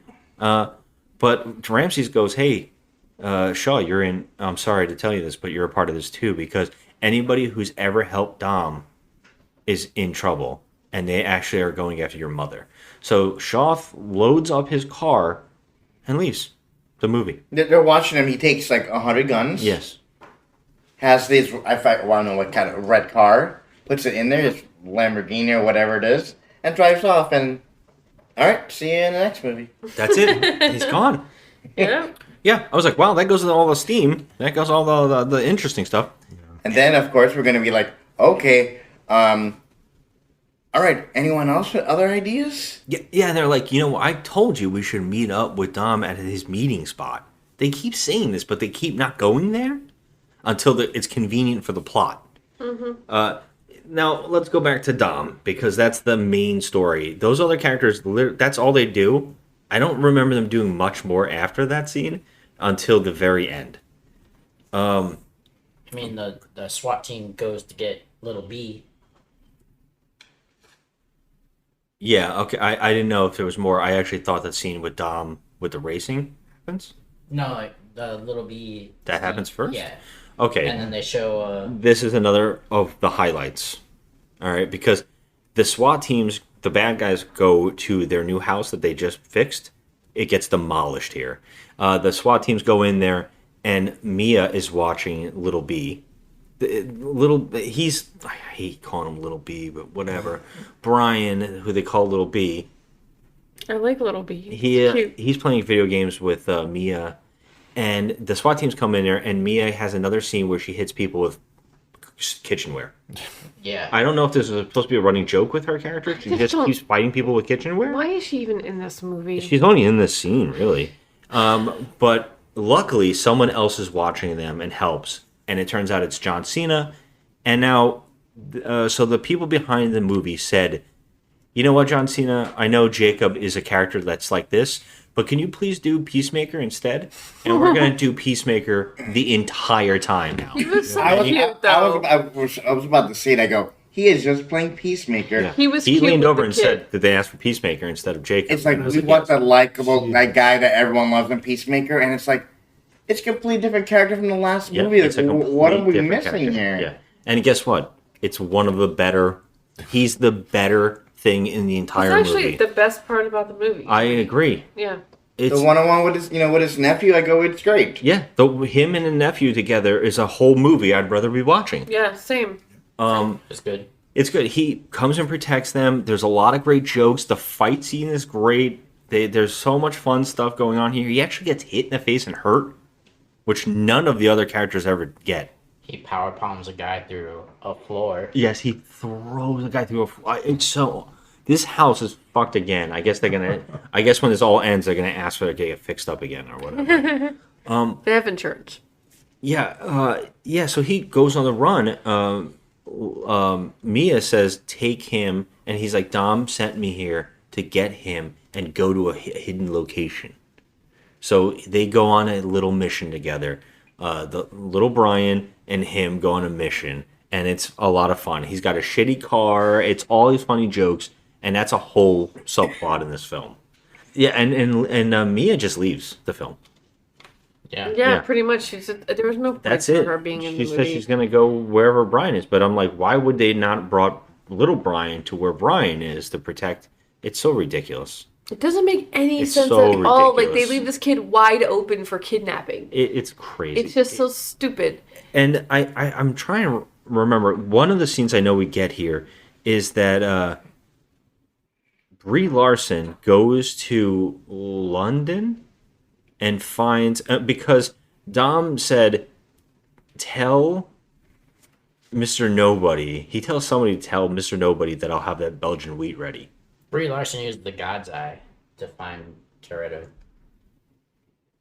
Yeah, she does. How did she get access over the other guy who's in charge? She stole it as she walked out of the building. She stole the God's Eye? Yeah. She had it. So, yeah, that's accurate. It's that easy? Yeah, why not? She put it in like a handheld and Are you walked kidding? out. Is it that easy? Are you asking that question with this Well, why would movie Dom- franchise? I don't really understand any of this anymore. But anyways, it doesn't matter. Brie Larson shows up at a bar and goes to have a conversation with Dom, who's sitting in the bar, and she gets 2 Belgian wheats, and the way that they go, hey, she's a badass, is that she punches a guy in the face and she takes a shotgun away from them, and she's just so cool. Yeah, she's And like she- 47 pounds soaking wet. Give And me a break. her acting, I don't know, it's wooden as hell, but she goes to the back and she sits down with Dom, and she says, I can give you 3 wishes? Is that what happens here? And then he's like, I want a Letty. And then she's like, that's gonna be hard because she's in a black site prison, and it's gonna be really hard to get to. And she's like, it's impossible. And he's like, nothing's impossible. And then she's like, okay. And she does it with that. Her plan to get Letty is insane. He shows her his chain. Yeah, you just need faith. Yeah, he gives his chain to her, and then she leaves to go save Letty. And her plot, she just is able to walk in Letty's jail cell in this crazy shaped prison that looks like It's like concrete. It's it's bizarre. The whole It's the thing. shapes are all weird. It's like something out of Krypton. I don't know what's going on in this scene, but she goes in there and she shows the cross to Letty, and Letty's like, "Oh, okay, you are our friend. No one else could have had that cross, that cheap ass cross that we got at Claire's." No, she said anybody could have got that. Yeah, and then she says, "Oh, that scar." Yeah. That's something like we had a whole bunch of footage from every movie. I could have just listened to your information. That's true. I could watch the movie and found that out. There's no reasoning for Brie Larson in this movie. Well, Brie Larson, she basically she stabs Letty and then gets Letty to look like she's gonna kill her. The guards come in, and I guess the plot here is that Brie Larson knew that they would move Letty to another room. To the health room. I mean, I guess it's a health room, but it's virtually a mad scientist lab from another type of movie. It looks like it's from a whole nother movie, and she just happens to be locked up side by side with Cypher. Of course. And Cypher, of course, has her hand in the reach of a computer that she knows exactly what she's touching. And she knows exactly what to touch to make an air vent system below sleeping gas into the room where people watching them. Now, and this scene now, those two scenes don't go back to back. We have to wait almost like 10 minutes. Yeah, I'm trying to do them fast to get but through. I'm just saying, in the meantime, because of the time length in the scenes, I was like, this is part of Brie Larson's plan? Yeah, that's what I said. How did she know this would happen? All this stuff is happening. It's like, I was so confused. I'm like, is she I'm thinking, okay, she's double crossing. She actually worked for Cypher. I thought so too. That's why I thought, I thought it was going to be some kind of twist, but it doesn't come back. She just wanted her to team up with Cypher? Brie Larson's just a good guy, straight up. Yeah, but this scene didn't make any sense, and literally you don't see her again. She just got her in that room. That was it, and she left. And we know she left because she comes back in another scene later on to help Dom. So I was like, what the fuck? But Cypher and her have a great fight, and this is the scene that was famously not shot by anybody but them. Mm-hmm. And they have a great fight where they go mano a mano. And it's the best fight ever because she throws her through a thick glass. I was like, this is insane. Yeah, they land so weirdly on one of the tables. It looked like They're they broke their dead. backs. Yeah, I was like, it looked like Cypher I'm dies. Like, come on. Yeah, Cypher seems to die a couple times during this fight. Yeah, two skinny girls hitting like a slab, like a metal slab or like a glass. Come on. And Cypher's strong enough to pick up Michelle Rodriguez, throw her Slam her into a an metal elevator. door. Yeah. Oh my god damn. Yeah, and they just decide to team up after that, and we don't see the outcome of this until the very end of the film. Yeah, what do we see? It's Michelle Rodriguez, so it's going up like what seems to be like a vent or something to get to like a door, Yeah, she just gets to the pop top. out. And as the great reveal now, the black side is Antarctica. Yeah. And she's like, shit. The giant font. Yeah. on the screen. Yes, yeah, It took up the whole There's a screen. lot of giant font in this, yeah. So she has to crawl back down, and there's Cypher waiting for her. So you know what? We just fought. We made it. We kissed and made up. So let's team up now. It should have that 1950s suspense music. Antarctica. Yeah.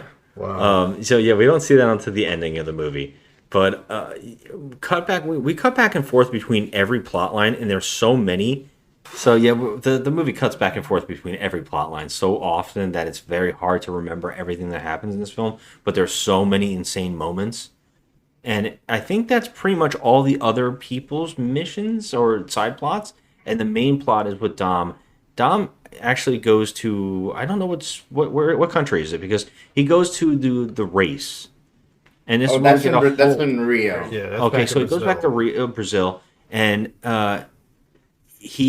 that's where Dante shows up to race him in his wacky ass self. And this is a terrible scene where everybody in the crowd puts guns on each other, That was comical. it's so comical. It looks like out of a comedy my instead of God. a whatever. Like that song, I got guns to my head, and Yeah.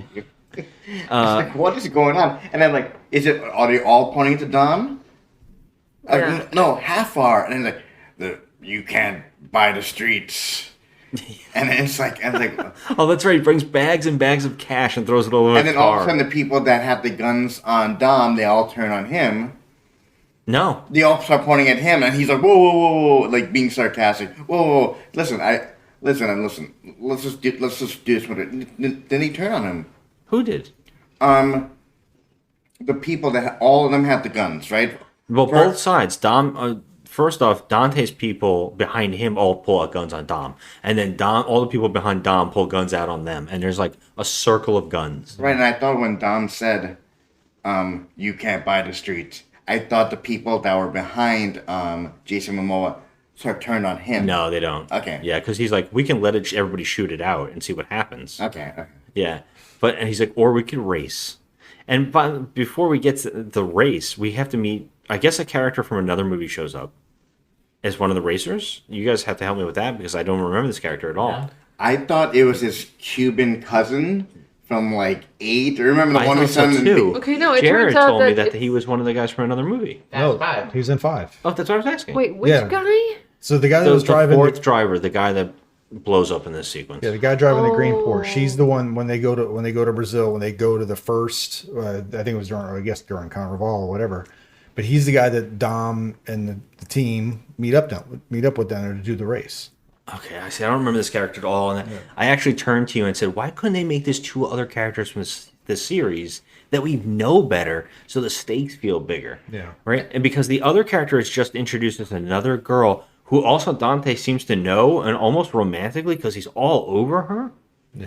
And it turns out that she has a connection to another character. It's all about family, guys. And I'm thinking, why you want to race? Why are all 4 have to be in the race? Why? I don't know. Why is it not 1-on-1? I'm like, It are should have there been 20 1-on-1. people? Like, it doesn't make any sense. It's not 1-on-1. Jason Momoa invites the other people to go to.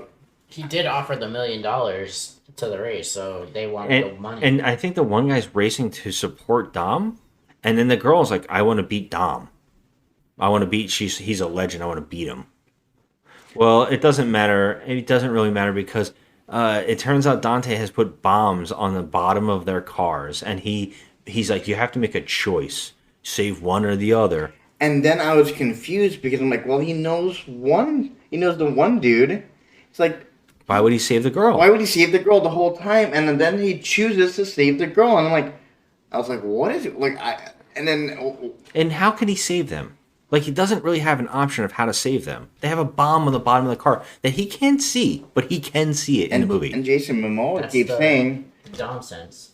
The Dom sense comes back heavily. And no then- Dom stomps in this and this is movie. where he keeps increasing. Like, Dom, who do you choose to live or die? How do you make this decision? I always want to know. How do you decide? Yeah. You know, it's like, oh, you chose. And when he was slammed into the girl. Well, he blows up the one guy first. Yeah, because Dom slams into her decided fr- you're right. to run into the girl's car, and it's like, okay, you chose. Yeah. And he kills the one guy that's a friend of his, I guess, from the other movie. But the girl, he tries to save and he goes, no, I'm going to kill both. And so he tries to blow her up, but Dom saves her by pushing her into a car that scrapes the bottom of her car and scrapes the bomb off.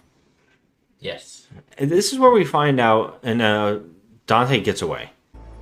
My father was a horrible man. Very bad daddy. But I kind of liked him, and you took him from me when you stole our money and left us with nothing but suffering. And this is where we find out that this girl is actually the sister of his baby mama. And he said he knew this immediately because when of he the way saw her. she smiled. Yes.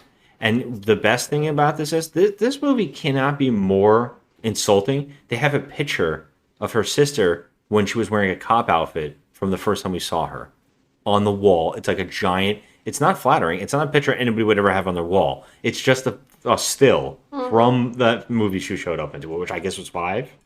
Well, they had to show the audience who she Her was. sister just has a random picture, a giant random picture of her sister in a cop outfit, staring off. It happens, you know. It just looks so stupid. Anyways, they keep staring at it too. They keep referencing it, like they're like looking up at it. And anyways, I guess this girl, it's not important, right? No, we're it is because she has a folder. Yeah. She has all of her sister's folders on the bad guy. Don Reyes. Yeah. Which says that he was in insane asylum as a kid, and then he's crazy as all hell, and it doesn't really do anything except it links him back that he has bank statements that he owns the police station where they ripped the safe out of. Yes, I was like, he has a lot of property except for the one. Yes. The one that's in his name that's left that he has not foreclosed on. I don't know what he was doing with these properties. It's the only one that's still there left. So it's only one of that. Like again, like when he in that third movie when he saw the oil on the ground. Like there's only one place. It's only that's one all place this it could be. oil. Yeah. So it's like there's only one police station. Same thing. Does Dom go to the police station? I don't know what he finds there. What does he He find? goes there and it's a trap. Yeah. Remember, it's all the Fast and Furious scenes. It's even one with Brian and Jason calls him on the old school phone. Oh yes, yeah. He picks rips the him phone up. and throws it, and he gets arrested, right? Doesn't Yeah, he's the like- guards come in? Yeah. Ames comes in. Ames comes in. Oh, that's right. It's just the that's three right. of them, and Dom's like, "Okay, I'll come with you." Yeah.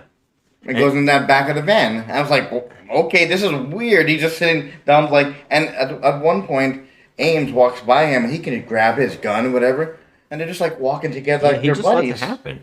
And they go right in the truck, and as we progress, Dom's like getting ready for the next scene, and I'm like, "Well, I'm sorry, did we miss it? Did we hear a sound?" Yeah, he uses that Dom sense that Jeff keeps Yeah. talking about here by just knowing that he's about to be attacked. But my question is, if Dante wanted him to be arrested, and that was his whole plan in that last sequence, why now would he attack him being arrested? He wants him to go back to the scene where he knocked him off the bridge. But then why His go dad through was all that killed. trouble? Yeah. Just tell him It go to this seems bridge. so extra to do all that. Like, he goes through the call AIM to get him arrested, to lure him to the bank vault where it was ripped out of. It is the most convoluted plot line. Well, Ames tracked Dom through Tess, saying that she went to Brazil to see Yes, him. that's true, yeah. But that wasn't true because he was in Spain. Okay. Okay, I don't remember. Yeah, is this 'cause real he said- Spain or CGI Spain? Definitely CGI. CGI Spain, because that's where they meant to have the Belgiums. What? Belgians. The Belgians. I think Jeff is delirious. Why No, would it's that scene where they got beers. He was waiting for Mr. Nobody, and she got Belgian beer for them to drink. Oh, you're right. Okay, Yeah, but okay. like they said, oh, we tracked her to Brazil, and that wasn't the case. It was a film club. Yeah. Yeah. Oh, that's true. Yeah. Okay, look. So he knows that their prison bus is going to get taken down by Dante, who shows up just to get Dom on this bridge to get this is where you killed my brother. Oh, my father. I'm sorry, my father. And so there's like an attack. So there's like a firefight here, but they I think it's the guy from AIM. What's his name? Ames. Oh, the guy from Ames. I keep saying because that's a Marvel group. Sorry, that's funny. AIM, whatever his name is. Ames. Ames comes out of the car and he sees Dom is doing something with the car. Yeah. And he's looking over and he's like, "Oh my god, you're he's so like, right." "What are you doing?" It's like MacGyvering something on the side Dom while everyone's bends shooting him. a rebar bar. Like he takes an entire bar and bends it and makes a rig to make the car run.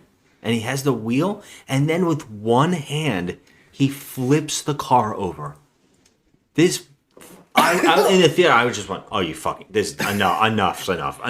You know. And then Dante's like, "Whoa, that was a cool trick." He's like, hey. And then they kill all of Dante's men, and then He throws him a gun. Ames throws him a gun. Well, no, because, that Ames guy, he says, "I'm on your side now," or whatever. And Brie Larson shows up and shoots some of the people too. yeah. She just jumps up on top of a car with spiky feet. They keep showing her shoes with spikes all over them. Throughout this entire movie, they keep showing it. Yeah. She also wore a pantsuit. Yeah. It was the most absurd She threw a wardrobe I have gunfight. ever seen. Like she's wearing it's a balloon, polyester like pantsuit. Yes. It's To the terrible. gunfight. Terrible. And Wasn't Elena's sister on the bridge too somehow? Like, didn't Dante have her as a hostage or something? yeah, he did. That's right. He licked her face. Yeah, because when he called Dom, he was standing outside of her place. That's where he called That's Dom from right, yeah. into the police station. Oh my god, there's so much shit. There is so much shit. If you told me this was 5 hours long at the end, I would have It believed it. definitely felt 5 hours. I'm just long. like, holy fuck, my mind is melting. Are we halfway through at least? So, Yeah, we're almost there. So, basically, he has them trapped. He's gonna stab Elena's sister, and he licks her face. And then Brie Larson comes and shoots some of the people. Ames shoots some people, and now he's like, "Oh, I lost." So he lets her go. But then helicopters come up and shoot Brie Larson. It's a sniper rifle. A sniper rifle. Shoots. Brie Larson gets shot off a car, and then also Ames gets shot too. And he knows it's on what's their name? His sisters. His Elena's sister. Yeah, what's her name? I don't think we even. I don't know. Who cares? Oh my god, what is her name? I don't know. Just call her Melissa. Go on. The green dots on her to be shot. Isabel. That's right. And it's as if Isabel. Jason Momoa knows Isabel that she's special, so that'll be the last one. And he's giving signals to the helicopter, like sign language, or whatever. He does like a little dance. He was doing a countdown. 5, 4. Of the people that he went shot or something. Yeah, but Dom picks up Army of Two, picks up an entire car door and holds it up to get the bullets. It was amazing. It was amazing. Had to be bulletproof. It's bulletproof, yeah. But all his cars are bulletproof, aren't they? I don't think it was even his car. That wasn't even his car door. Yeah. That he picked up. Some random door that just fell off of a car that they shot up. That was lucky. Yeah, not to mention that Ames gets shot dead center in the chest by a sniper rifle that close. The guy's got to be dead. And so did Brie Larson. Well, she got shot in the shoulder. Well, we find out she was shot. Yeah. And she acts like she's dying in the scene. But I mean, that close range from a sniper rifle into it doesn't matter if the guy had a bulletproof vest on or not. It would have probably broken his chest. Oh, without a doubt. Yeah. Easily. And which is even funnier for later on. So Jesus. This is where Dante goes, I'm winning. And instead of killing everybody because he has them dead center with the sniper rifles and helicopters, he says, "Oh, we have your son." And he takes off. And he takes her phone, Brie Larson's phone. Oh, now I know where your son. I know where your son. Location is. And then he leaves. They just take off. And this is my favorite line. Brie Larson's like dying, and he's like, "It went through. You're fine." And she's like, How does he know? "It hurts." And it's so bad. And she just sits there like a plank of wood. She doesn't move. She doesn't do anything like with her hands. She says, "Go get your son." And then the sister girl comes over and she goes, "She needs a hospital." And I was like, "Wow, thank you. Holy shit." So she offers to take her to the hospital. She's like, "I got her. You go save your son." Now they're in another country. Well, then they leave the whole movie. That's it. So. Those characters leave the movie. Yep. No. They She does. They She leave does. the movie. Yeah. They're off to the sequel. Oh my god. So Dom just takes off. It turns out that Just keep saying that. Jacob and Little B are on an airplane. He's pretending to be a surfer. They're on an airplane. They get some guys on the airplane are obviously stalking them. So he beats them up, and the stewardess gives him vodka bottles. It turns out that his surfboard is actually a fucking mini plane, and some reason this plane has a cargo hatch dump. Right? Yeah. It has like a drop thing, and it has his plane dangling. His kayak, sorry, Jeff. His kayak, it turns into a badass little mini plane that they get out, and they use vodka to fuel it. Insane, but it's the highlight, like the highlights in the movie for me. Oh, that was cool. Yeah. My question is, when you're going to the airport and the camera finally picks him up, Brian says to him, "Aren't you afraid of the cameras?" He's like, "Well, we can't be tailed unless they can start tracking us first." See, he says a line like that. I go, "You want them to be able to start? Like, they can't chase us if they don't know where we are." Yeah. No, but he does say that. It's exactly what little Brian says. But Jacob actually says, he goes, "I want them to find us." Like, they won't be able to find us unless they know where they have to be able to start. Because if they escape the plane, no one's going to think that they left the plane. Right. Yeah, so it is a smart plan. Yeah. It doesn't do anything though because they lose like instantly. Yeah, but meanwhile, they're going to get on the plane, so they already knew that they're there. So there was these 3 guys that come after them while they're on the plane. Knew they were going there. You just saw them at the airport. Yeah. Yeah, we didn't see them buy any tickets. I know, yeah. Because, the best plan is not for them to be able to know where you are at all. Ever. Yeah. I know. So I mean, it's so wild. But yeah, Jacob and them, they fly out of the airplane in their little airplane, and they go to their his little hidden base, and basically they get caught right off the bat. Yeah, the people, immediately. the SWAT comes after them right off the bat, and it turns out that Jacob has built a. They just turned the lights on, and all of a sudden we got to get out of here. We gotta get out of here. Yes. Someone come on. And Jacob has built a car that has cannons on it. It's called the cannon car. It's a cannon car. And I gotta tell you, I was like, I'm all down for this kind of wackiness. Yeah. I like this kind of wackiness a lot more than the other wackiness in the movie. I just think it's just so much more fun. It's like Twisted Metal. They're driving the Twisted Metal cars. Who's building this on the side? Yeah, Jacob just does it on the side. Well, he's in a different state. Yeah, when I you like do the scenes this. with Jacob. So meanwhile, this is actually in Portugal. So he's been flying around, taking little breaks, little trips to Portugal to build it. Apparently. Okay. All right. They go on a whole thing. They shoot. They're using these cannons to kill the cars that are chasing them. And Dom gets there. Perfect timing. Dom is already here. It's insane that Dom always shows up right when the thing is going to happen, right? So Dom, this is where basically the last act of the movie happens. Yeah. Dom shows up to try to save them. Jacob and Little B on the run, and they're shooting the cannons, but the cannon gets stuck. So Little B or whatever decides to get out of the car and climb up on top and try to fix the cannon mid-speeding. And and by the way that Dom gets back here is that Ames drops his car.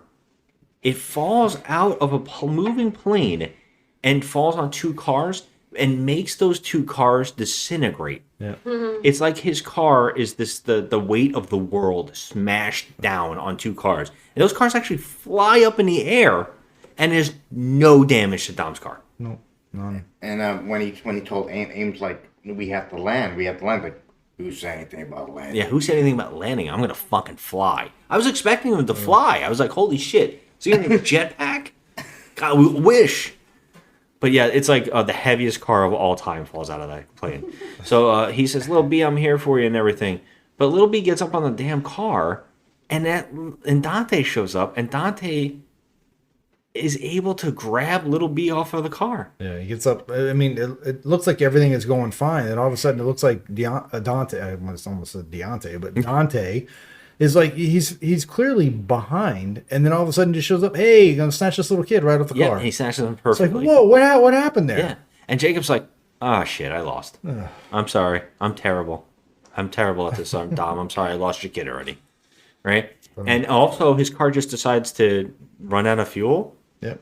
His fuel line got shot. And he's like, I'm also gonna. By what bullets? I'm out at this point, guys. There were no bullets being fired at this point. Dom, he's like, Dom, I'm sorry. You're on your own. You got to do this. And you're the only one who can save your son. I can't help.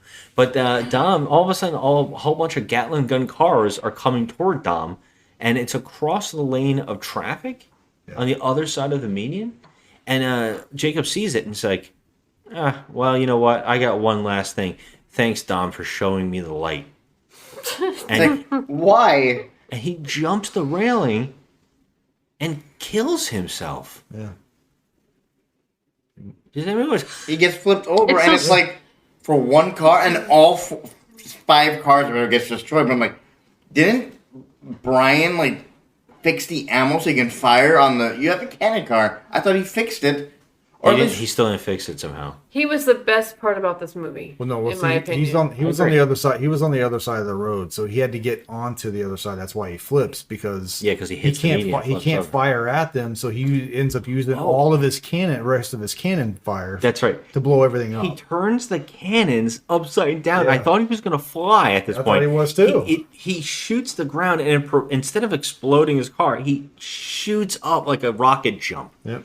Holy fuck, I forgot that happened. That's amazing. That actually happened in this film. That was actually pretty cool. And by the way, let's just face facts. Dom would have survived just fine without him sacrificing himself. Yeah. Dom always gets away. People shooting at him, it doesn't mean anything. Well, they have to him. do consequences in this movie. But they never do consequences. They never do consequences. Right. And of all the characters to kill, the one we just met and we like in this movie, Yep, of course. Like, well, they can't kill the top, 5. They just won't. but we hardly knew him to even care. Right. That's what I'm talking about with this movie series. Like, the weight is not there. They killed a guy from 5. We don't know. I don't remember him at all. And they killed this guy who just showed up in the last movie for the first time. Well, at this point, I'm gonna say I'll see you in the sequel. Oh my god. That could be true. That could actually happen. You know it to be true. Yep. Okay, well, never mind. I So here- guess we'll get there. Here comes the best part of the movie, though. The best. How does Dom get Brian? Oh Does my anyone remember god. this? Okay. Yes. Remember that move where Cena jumped into Oh my god. the car? Oh my god, yeah, you're right. They spin. He gets caught up to Dante, and they have a helicopters grapple his car. Oh my god, that's right. They grapple hook his car, and his car is so heavy that it pushes 2 helicopters into each stop other. Dom, He hits the Nas. as Oh my Jason goodness, Momoa that's says, in order to stop Dom, the street racer, let's take the street away from him. Yes, Something like that. something like that. Yeah. But he turned. That's when they grapple hooked his doors and are going to try to pull him off the road. Yeah, and So- instead of the car doors ripping off, Yep. he pulls the helicopters down into each other. He And- adjusts the Nas like, my turn. And the best part about that is the 2 helicopters turn into those God of War. If you've ever played God of War, he's got those chain rock weapons. He's basically twirling the 2 helicopters on fire as balls of fire around him. And he slams Dante's car, possibly killing his son. But his son is able to fly out of the car into his open He door. says on the walkie-talkie, son, remember, he said something in code, and Jason got upset. He threw the walkie-talkie behind him. Something about flying. No, he says something to the effect of, Oh, it's time, son. Feel the car. Yeah, some find shit. the line. Yeah. And then fly. Yeah. What does that even mean? But the son knows exactly what that means. That Oh, of means course. jump out of a moving car while it's spinning Oh my god. into It was a door. It was so comical. Oh And it my works. God. And it works. And he's able to get away. But guess what? This was also Dante's plan. Dante's plan is the most convoluted, full of weird Easter eggs. Like, he's got plan on top of plan on trick on top of He's trick. the smartest guy ever. He's the smartest guy ever. I guess that's why it works. Apparently, because if he his- had an easy plan, and it's not going to work. Yeah. But let's add 50 parts to it, and it's going to work. His real plan is to get him trapped on what looks like the Hoover Dam in the middle of it, and to have 2 gasoline trucks pin him in the middle, and then ram him with the 2 gasoline trucks and kill him. And in the meantime, he's trying to get the Ames to get on the plane. Well, They Ames is get like, in we're a cargo gonna, plane, we're whatever. gonna land. Right. And it's like, okay, we're going to pick you up and head off. Well, he's That's like, where we have to land over on the runway because he has one of those giant cars, planes you can drive into. So he's like, a couple clicks away, we're gonna land and we're gonna be with you in a minute. And he never shows up. And then all of a sudden, out of nowhere, Taj in the group, Tej? I keep saying Taj. I don't know why. Yeah, their plane shows up. And all of them show up in another plane, and they go, "We're here, buddy. We're here to save you." And Dom's like, "Dude, it's a trap. Turn around." And right at that time, someone shoots a missile at the plane, and it hits it, and it crashes behind a mountain. And the whole family is dead. Oh, they're saying that they all we crashed just- and died. Can we pretend they just parachuted out, please? Of course, they did something stupid, like they drove their cars out and they rode down a hill or whatever. It doesn't Well, we matter. know that doesn't work for Tyrese. And big reveal, it's Ames that shot the rocket. Ames aimed with a heat-seeking missile, and it turns out that the whole time Ames has been working with Dante, and they have another flashback to part 5 to show that he also, I thought they were going to say he was his brother. Were you guys expecting that? I was expecting something like that. But we don't really know who he was, but he was with him in the scenes. We see a flashback scene where he's filling out a job application. Yeah, pretty much. That's pretty much what happens. The guy looks at him and he's like, "Hey, buddy." Yeah. And the next thing you see, he is buffed. He's like 5 ripped, times. yeah. It's like, what's going on? The guy's jacked. Yeah.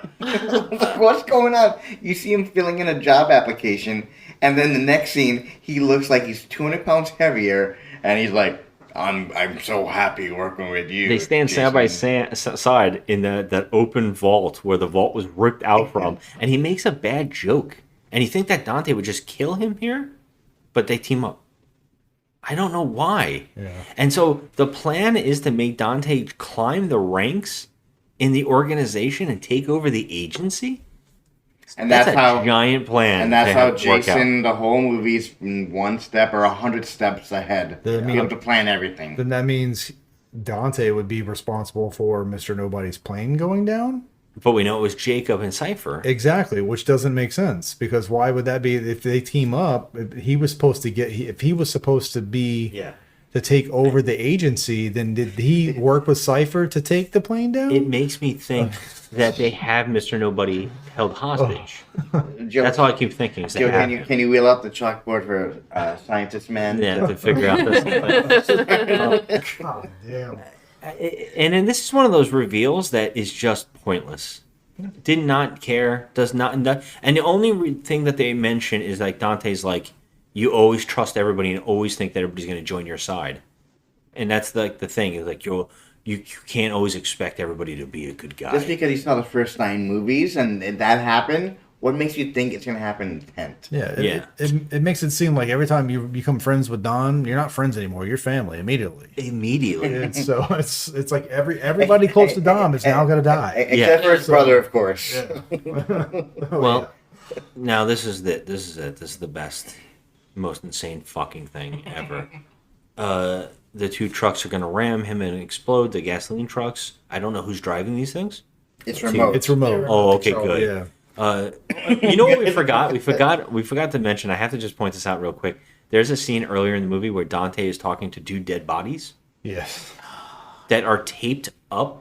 Yeah, that I was gonna nudge you and be like, It's like a whole nother movie. He's got man buns. He's got like 2 man buns. And that's where he looks like he's at a rave. That's where he looks like he's One of them looks like Jim Carrey as Fireman, Yes. whatever, Yeah, from yes. Living Color. If you ever saw oh, tape on Vera DeMilo. Yeah. Right? Yeah, throw Vera him out from the DeMilo. train, like throw him out from the train. He keeps taping his face up to be like Quasimodo. That's what it looks like. There's a whole scene of that. It is just fucking weird. Why is he doing this scene? Like, it's just so weird.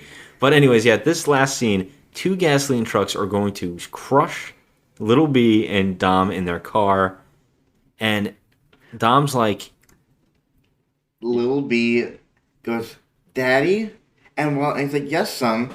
While they're coming in, it's like last second. I don't know what he said. I don't remember either. Wait, all he said, and he's like, yes, son, like a concerned father. Go, okay, you got plenty of time? Like, what is going on? Why are you taking so much time? Oh, he says you didn't take the one thing that would stop me, my car.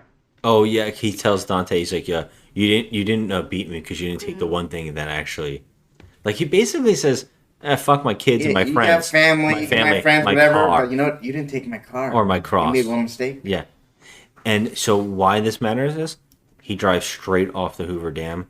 It's not the Hoover Dam. I don't know what dam it is. He but drives down straight off down and the then, dam. But he falls. He drove off free the damn falls. dam.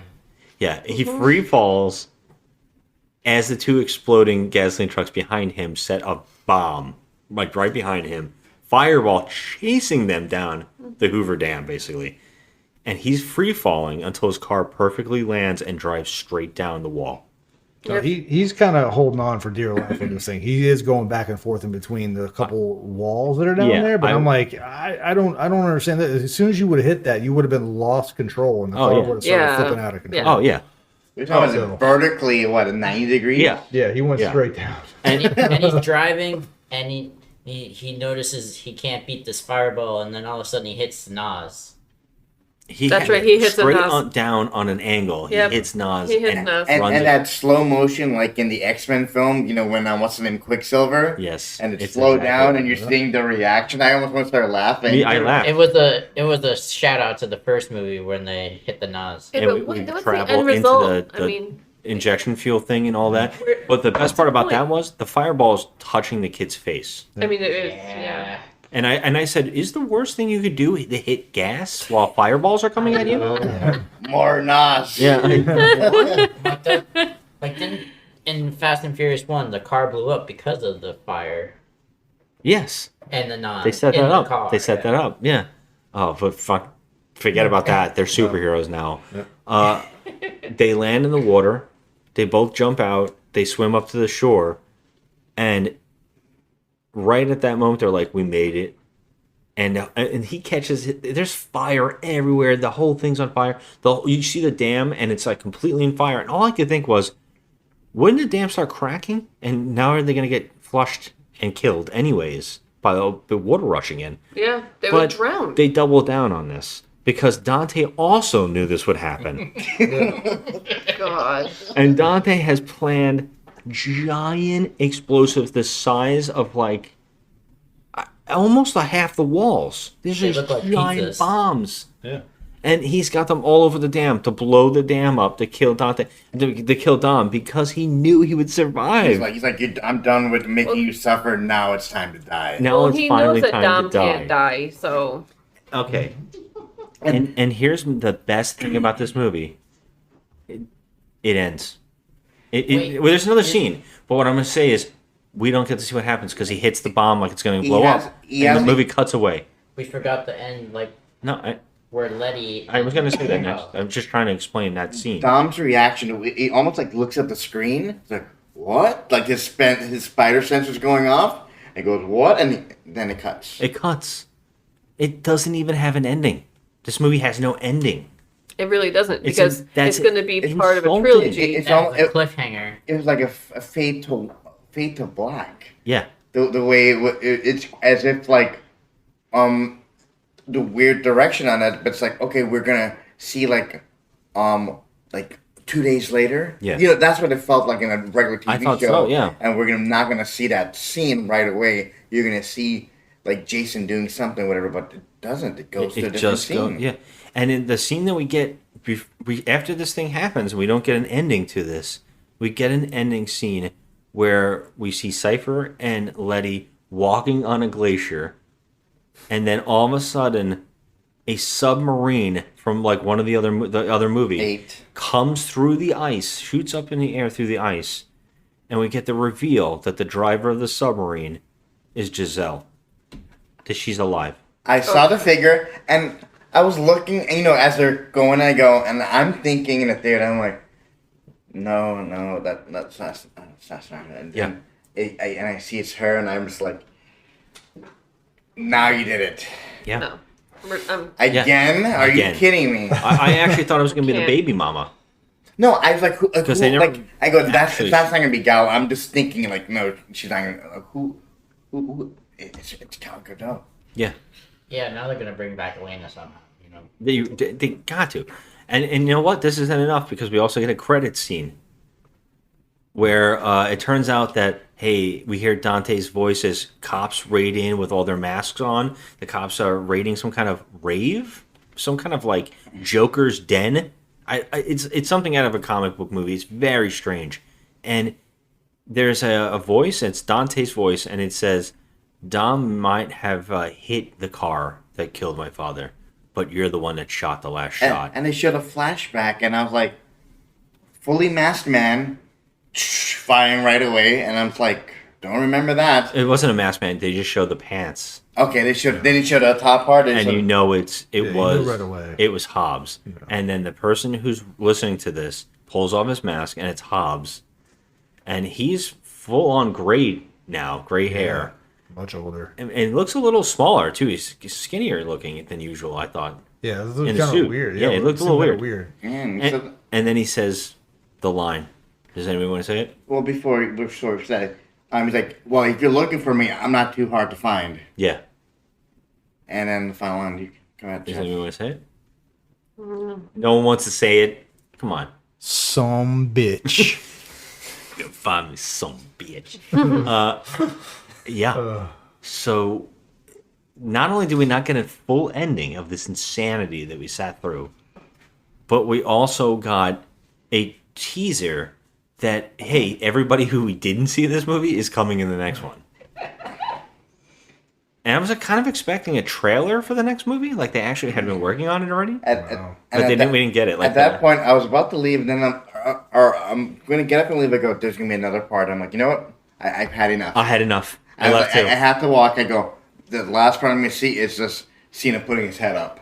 You know, Yeah. like through that rubble or something. I was at the or Mr. Nobody's like, we put a fake body in for Cena. I thought the last scene at the end of the credits, if there was another one, I was like, oh, it's going to be the guy from Yellowstone that was put in jail. Oh, He's Cole gonna show Hauser. up. Yeah. I thought he was going to be like, I'm here too. Oh. I I'm can't also take a it. bad guy. I can't take any more show-ups. So once I had Dwayne Johnson, I go, there is a little bit of light. Yes, that's Just true. a little bit of light. Now that John Cena's That's why I gone. sent that meme from Dumb and Dumber. I saw the dumbest thing ever. And finally, at the end, when the movie's already over, you showed me a little You gave me a ray of hope. Yeah. ray of hope. Okay, this movie's bad. Okay, I'm gonna say, because I'm going right to my freaking bed after this. I'm telling you, this movie really upset me. I went in thinking, oh my god, this is gonna be so much fun. We're gonna have such a good time. It's gonna be so all the over the topness. It's gonna be amazing. I had a hard time laughing. This movie was fucking awful. I was told that you were laughing nonstop, having the time of your life. I She was was laughing a laughing. lot, but I had a hard time laughing. Because I couldn't believe, like, I I'm was like, just this so is like, so stupid. I felt like it just was like, fuck you. Every scene, I just It felt like was. it was telling me to go fuck myself. Now, I watched the people leave your theater, and they weren't saying anything. They were walking like kind of like normal. In my theater, it was like they're just kind of like staring and just like then just getting up and there's no comments. They're just walking out, and I go as if they're like taking it all in. But I was about to say make comments, but no one was saying anything. Anyway, people were leaving your theater. They're just like going around and they just like left.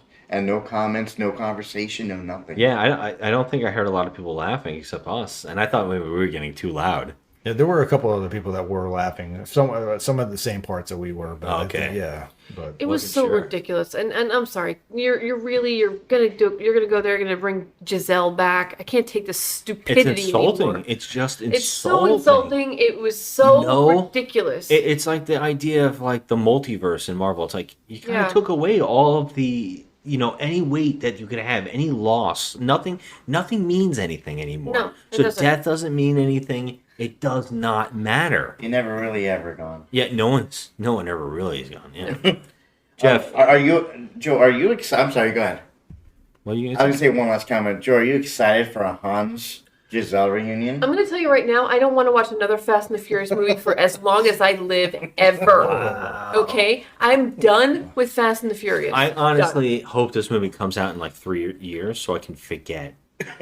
Does anybody else feel like that? Like I just want to Yeah. watch this out. I feel that way. I think I'm like right at this moment. I'm like, wow! I cannot believe this was a movie, Last a blockbuster. Film. last week I said 9 made 8 look like a masterpiece. Yeah, 10 is making Did 9 not look like a masterpiece. Yeah, I agree. I'm not even lying to you guys that I think this is worse than Tokyo Drift, and I fucking hate Tokyo Drift. I hate this movie.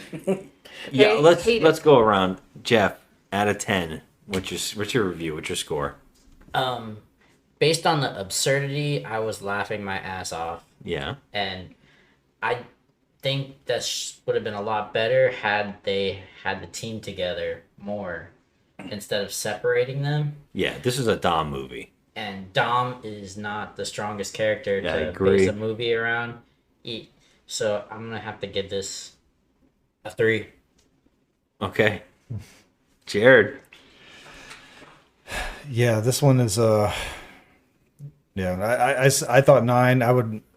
9 was worse than Tokyo Drift. And this one's slightly worse. I'm gonna have to go with a 2. Just because I gave 9 a 3, and like what Gary said, it's making 9 look like a masterpiece. I mean, we're laughing through this thing, but it's just like Jeff said, the absurdity. Yeah, And none of it makes sense. yeah. I mean, you can kind of piece it together, but it's like, I mean, how can everything work so damn well for the bad guy in this? And this, it makes no sense. But at the same time, all the stuff that's going right for the bad guy, it's also going right for Dom to get everything through this. I mean, how are you making through any of this all the way through this movie? It makes no sense. I can't. It's got to be a 2. It's a 2. I'm sorry, I gotta give it a 2. Joe? Okay, I'm also going with a 2. I even hated Tyrese in this movie. Yeah, I didn't like him either. I hated if it's possible for me to hate Tyrese, I mean, I think you didn't had think it one was line we all possible. laughed. I didn't even like his mustache. I didn't like Tyrese. I don't understand I hate this movie. I hate it. I went in so excited, and I was like, this is gonna be so much fun, and it was just trash. It put Aaron to sleep, by the way. Yeah, Aaron's not even here, so I'm like pissed. I almost fell asleep as well. Guys, I actually did we had put forget my her in the head on theater? Joe's shoulder. And Is he still in the theater? Yeah, Give me laughter. you ended up on my shoulder, and I was like, oh, I thought you were I just said, giving give me me a hug. candy. Give me candy Yeah, now, because I'm about to go Yeah, out. you needed candy, and I was just like, oh, he's It done. numbed me. Yeah, I hate this movie. It's trash. Gary, please. I enjoyed that Rome scene. I like everything with the Rome. I thought You like the ball. I thought, like, I saw, a couple reviews, like, look at a couple tweets, whatever. They're like, no need for this movie. It's over the top, whatever. I liked it because it was different. It was new compared. We saw 9 of these movies and the stunts and the action pieces in that Rome part. I actually thought it was like, hey, it's different from before. Yeah. Oh, I didn't see. There was no giant magnet, so I'm like, okay, like it's gonna be a little different. It's a marble madness. It's hilarious. This ball knows where it wants to go. Has its own feelings. It just keeps going. It does, yes. And the stuff with the crane and stuff like that. Okay, well, I've never seen that before. It's just over the top. I enjoyed it. Then after that, it was like just fully dropped to the point where I'm like, unless I saw Jason Momoa make a joke, his scenes, nothing saved this movie other than a little bit the John Cena thing. Was that's felt like a different movie altogether. That's the only reason why I But got it too. He's so out of character too, where I'm like, it's Peacemaker, and it's like, what happened to the badass guy we had the last movie? Yeah. Now he's A gone little darker, Now he's yeah. goofy, and it's like, oh, I'm Uncle whatever. What are you giving it? I said 2 for a 9, so I'm gonna keep it a 2 for this one. I feel now I gave 9 too low of a score after this one. I've been super generous with almost all of these films because I knew getting to 9 was going to be tough because 9 was the worst I had ever seen. And I did not like 1. I know some people do. I don't mind Tokyo Drift. But this movie is garbage. Like, I mean, straight up shit. If it wasn't for John Cena and Jason Statham being on screen in their scenes and doing some fun action, and also I'm going to give Michelle Rodriguez and Charlize Theron some credit because their fight scenes are really fun, and they're actually I could make a movie just cutting out everything Dom and just having those scenes in there, and I think, oh, this is fun. And people shit on movies like Marvel movies and stuff like that. This makes everything else look like a fucking masterpiece to me. Like, people like Ant-Man Quantumanium so bad. And I'm like, you know what? I watched that 1,000 more times than this thing. At least it knows that it's goofy and it's having fun with it. This movie acts like, no, this can happen. They keep acting like everything Dom can do is possible. And so much focus on the new characters and the So old ones. much. Where are the favorite characters? And I always complain, I don't want a Dom-centric movie where Dom's everything. They actually didn't kill us with Dom a lot, where I didn't hate Dom, like in 4 and 5, where it's Dom, it's all about Dom. But with the new characters coming in, it's like, oh, it just feels like, oh, we're trying to go to a new direction. Yeah. And it just like, where's the old crew? Oh, there they are, they get blown up, and it's like... Yeah. No, and this shows you how bad of a character Dom is. Like, when it all revolves around him, is so bad. 9 and this one both These need movies those are other missing characters. Paul Walker. Oh yes, absolutely. Paul Walker's loss is huge in this franchise, but So what are you giving this one? A 8? I think a 2. An 8. It's, Yeah, it's a 2. It's clearly 2. This movie makes me not want to ever watch this franchise ever. I also feel the same. I Ow. hope it takes a long time because I don't want to remember this. I felt it was 9. I'm like, I don't want to see anymore. And like, 2 days later, 3 days later. Are we doing Transformers next? No. Oh man, no more ridiculous crap franchises. I'm fucking sick of it. This one's tough. This one was a tough movie to watch. I could not believe it, and I wasn't even like I was bored from the action, and it was so much of it, and I was just like, Well, usually we like this over the topness, you know, but Yeah. in this movie, it was just all right. We're sick of it at this point. We're just so sick of this ridiculousness. We went through 1 through 9 in the last couple weeks. We finally got here to 10, and I guess I just expected something different. I expected something better. Except I didn't. It's like I didn't. I said this before because I think you and Jared both said, "Oh, I'm so excited! I can't wait to see what this movie is." And I said, "I cannot believe you guys are excited. I am extremely worried. I don't think this is gonna be you know good." what? You're always right about these things. I and knew. I'm just like I went in with Because a, 9 is such. That's why I was hoping a 10 would be better. What are your expectations for the next one? Holy shit! Yeah, How there's could it be good? Like the only thing that could be good is the characters get back together. I mean, does it matter? How is Giselle alive? No. I'm tired of feeling like I did mention a couple of podcasts ago that we never saw her. All we know, she jumped, and we never saw the body. Okay, so Even back everyone then. was. And they said she was dead. They kept crying. It was weird. Oh my god! No funeral for her. Then No, it was no, only they for didn't give a Holland. shit. Yeah. I just can't. I can't do it. I'm out. I'm never watching another Fast and the Furious movie. Mike, ever. I guess I have to question this also. The setup of The Rock and Jason Statham, are they going to get another Hobbs and Shaw movie? I would love it. Because they can't, right? Because they're going to connect to Dante. They have to be a part of Dante's mission. So they have to be a part of Dom's mission. Right? I mean, Because you can't make a movie separate with Dante being the villain of a Hobbs and Shaw film. I don't want Dante to be the villain in any film I again. agree, I He agree. is Yeah, I agree. terrible. He's just a terrible villain. And you know what really makes you appreciate when a villain has other villains with them? Like some of the other villains had a whole bunch of other villains helping them, Yeah. like bodyguards and stuff.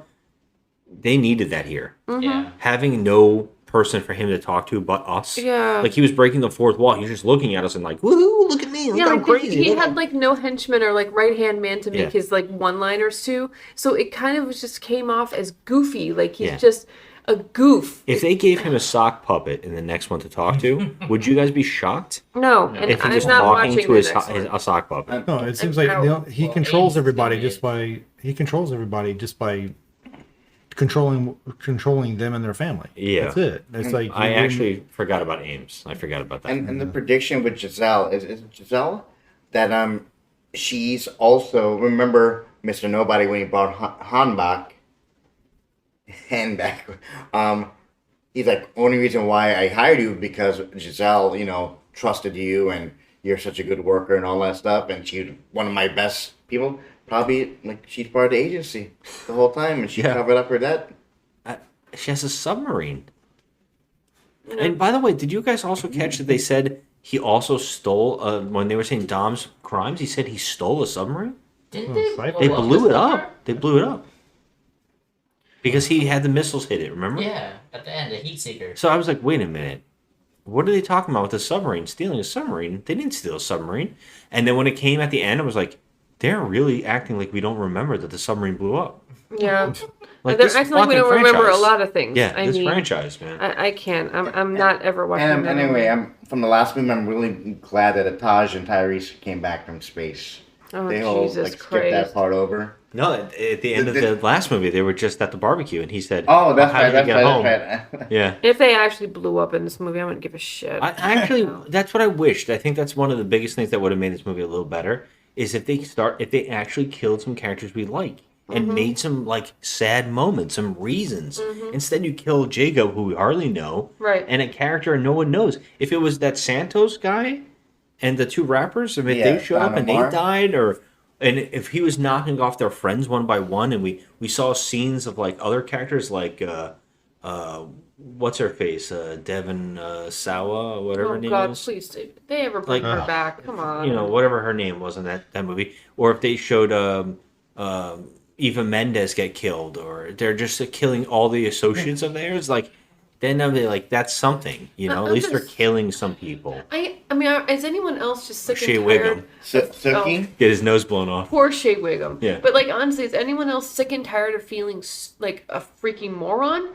because that's what they're treating us like a moron. That's like, what I feel. Yeah. I mean, did these two know that Giselle was alive and she showed up in a submarine and they like planned to be there?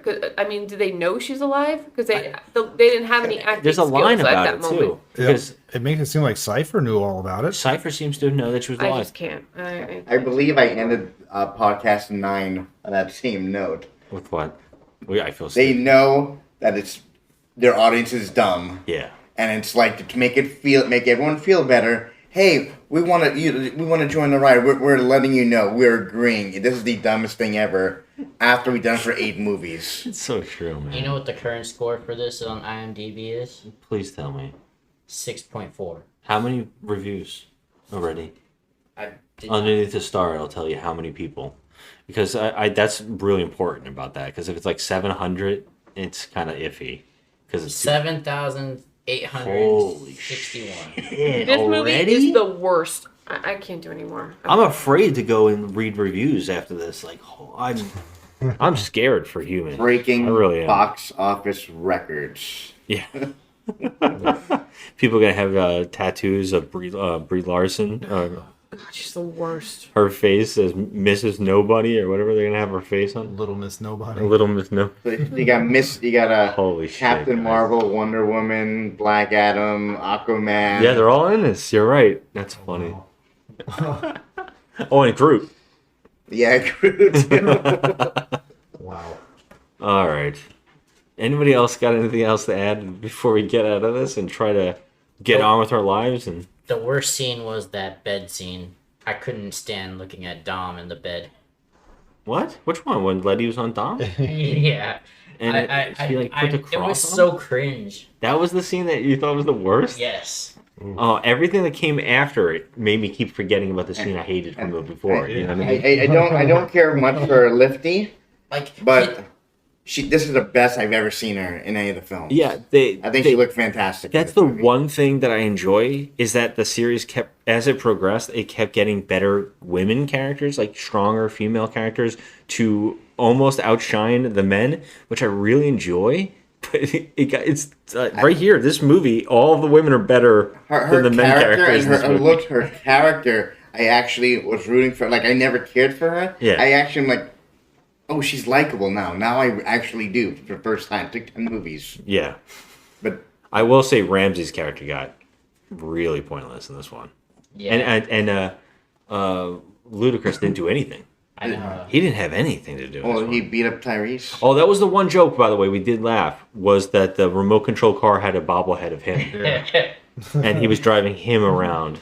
And he That even was laughed actually like we all a laughed really kid. hard at that. So guys, because we're lacking ladies right now, what did you think of our hairstyle? Which one? What's her name? That was the Charlize hacker. Theron? No, Or that- no? Yes, that I didn't like it. Absolutely horrendous. I didn't like it at all. I almost walked out of the theater when I saw that hairstyle. It looked like you put a bowl over her Frances head. there, yeah. Cut over. And by the way, I just watched a movie with her in it on Netflix. There was like a sequel to Army of the Dead. Did anyone ever see this movie on Netflix? Zack Snyder did. No. There's a prequel to it called Army of Thieves, and it was actually she's in it, and it was pretty good. And I was like, damn, after watching a movie like this, I appreciate every other movie I watch now. Like, this isn't that bad anymore. Yeah. I can see what bad means, you know. All right, guys. I mean, we sat through some crap, but that wasn't Yeah. the crappiest thing we've ever sat through. This is 10 weeks, guys, together. We did 10 weeks of these movies. I feel stupider. Wait, on that note, or you want to say something to that? If someone asks me about it, I go, I feel sad that I almost text everyone, guys, I've done something you've never done before. I've watched every Fast and the Furious movie at the 2-hour advantage of it. Then I felt sick. Feel sick. Wow. Did you rewatch them again? He went home and he's like, I gotta double down on these things. No wonder he'd be sick. How anybody would throw up. All right. Thanks for listening, everybody. Have a good one. I remember when the first film came out, and I remember looking at all these reviews about how wonderful this movie was. And I think it was the New York Times, but there was one article that said, as great as the movie is, the biggest crime is that there is not enough Dom and Letty. Little did I know that a quarter century later, we would still be playing these characters that represent the longest love story in cinema. It's really cool to see Momoa come on board. I think that we haven't had a villain this luscious since Charlize Theron. So it's like having like this male equivalent of this feminine energy that's just so badass. And I think he just adds this wonderful element of revenge with a smirk, you know, that I think is going to be tasty. Dante is really angry, right? That's all I can say is Dante is really one angry guy, but really well dressed for an angry guy. Like, for all that anger, you do have a lot of time to go to wherever you're shopping, Versace or whatever, to get well dressed. You're the best dressed villain in the world. I mean, in cinema history, right? This has been my dream. I've been basically begging to be in these movies for years now. I have a great video of me like running around my house squealing when I got the news that I got to be part of this franchise. It's just, I hold it with great esteem. It's always bittersweet to think about the end of a journey that's meant so much to you and it's been such a part of your life. And it's so important for us to honor all of you who have adopted this as your saga, as the world saga. So it is the beginning of the end of the road. It's where the end of the road begins. We make these movies with our hearts and our souls. And we are so grateful that you have always been there with us. And we always hope to make you proud. It's for my team, you son of a bitch.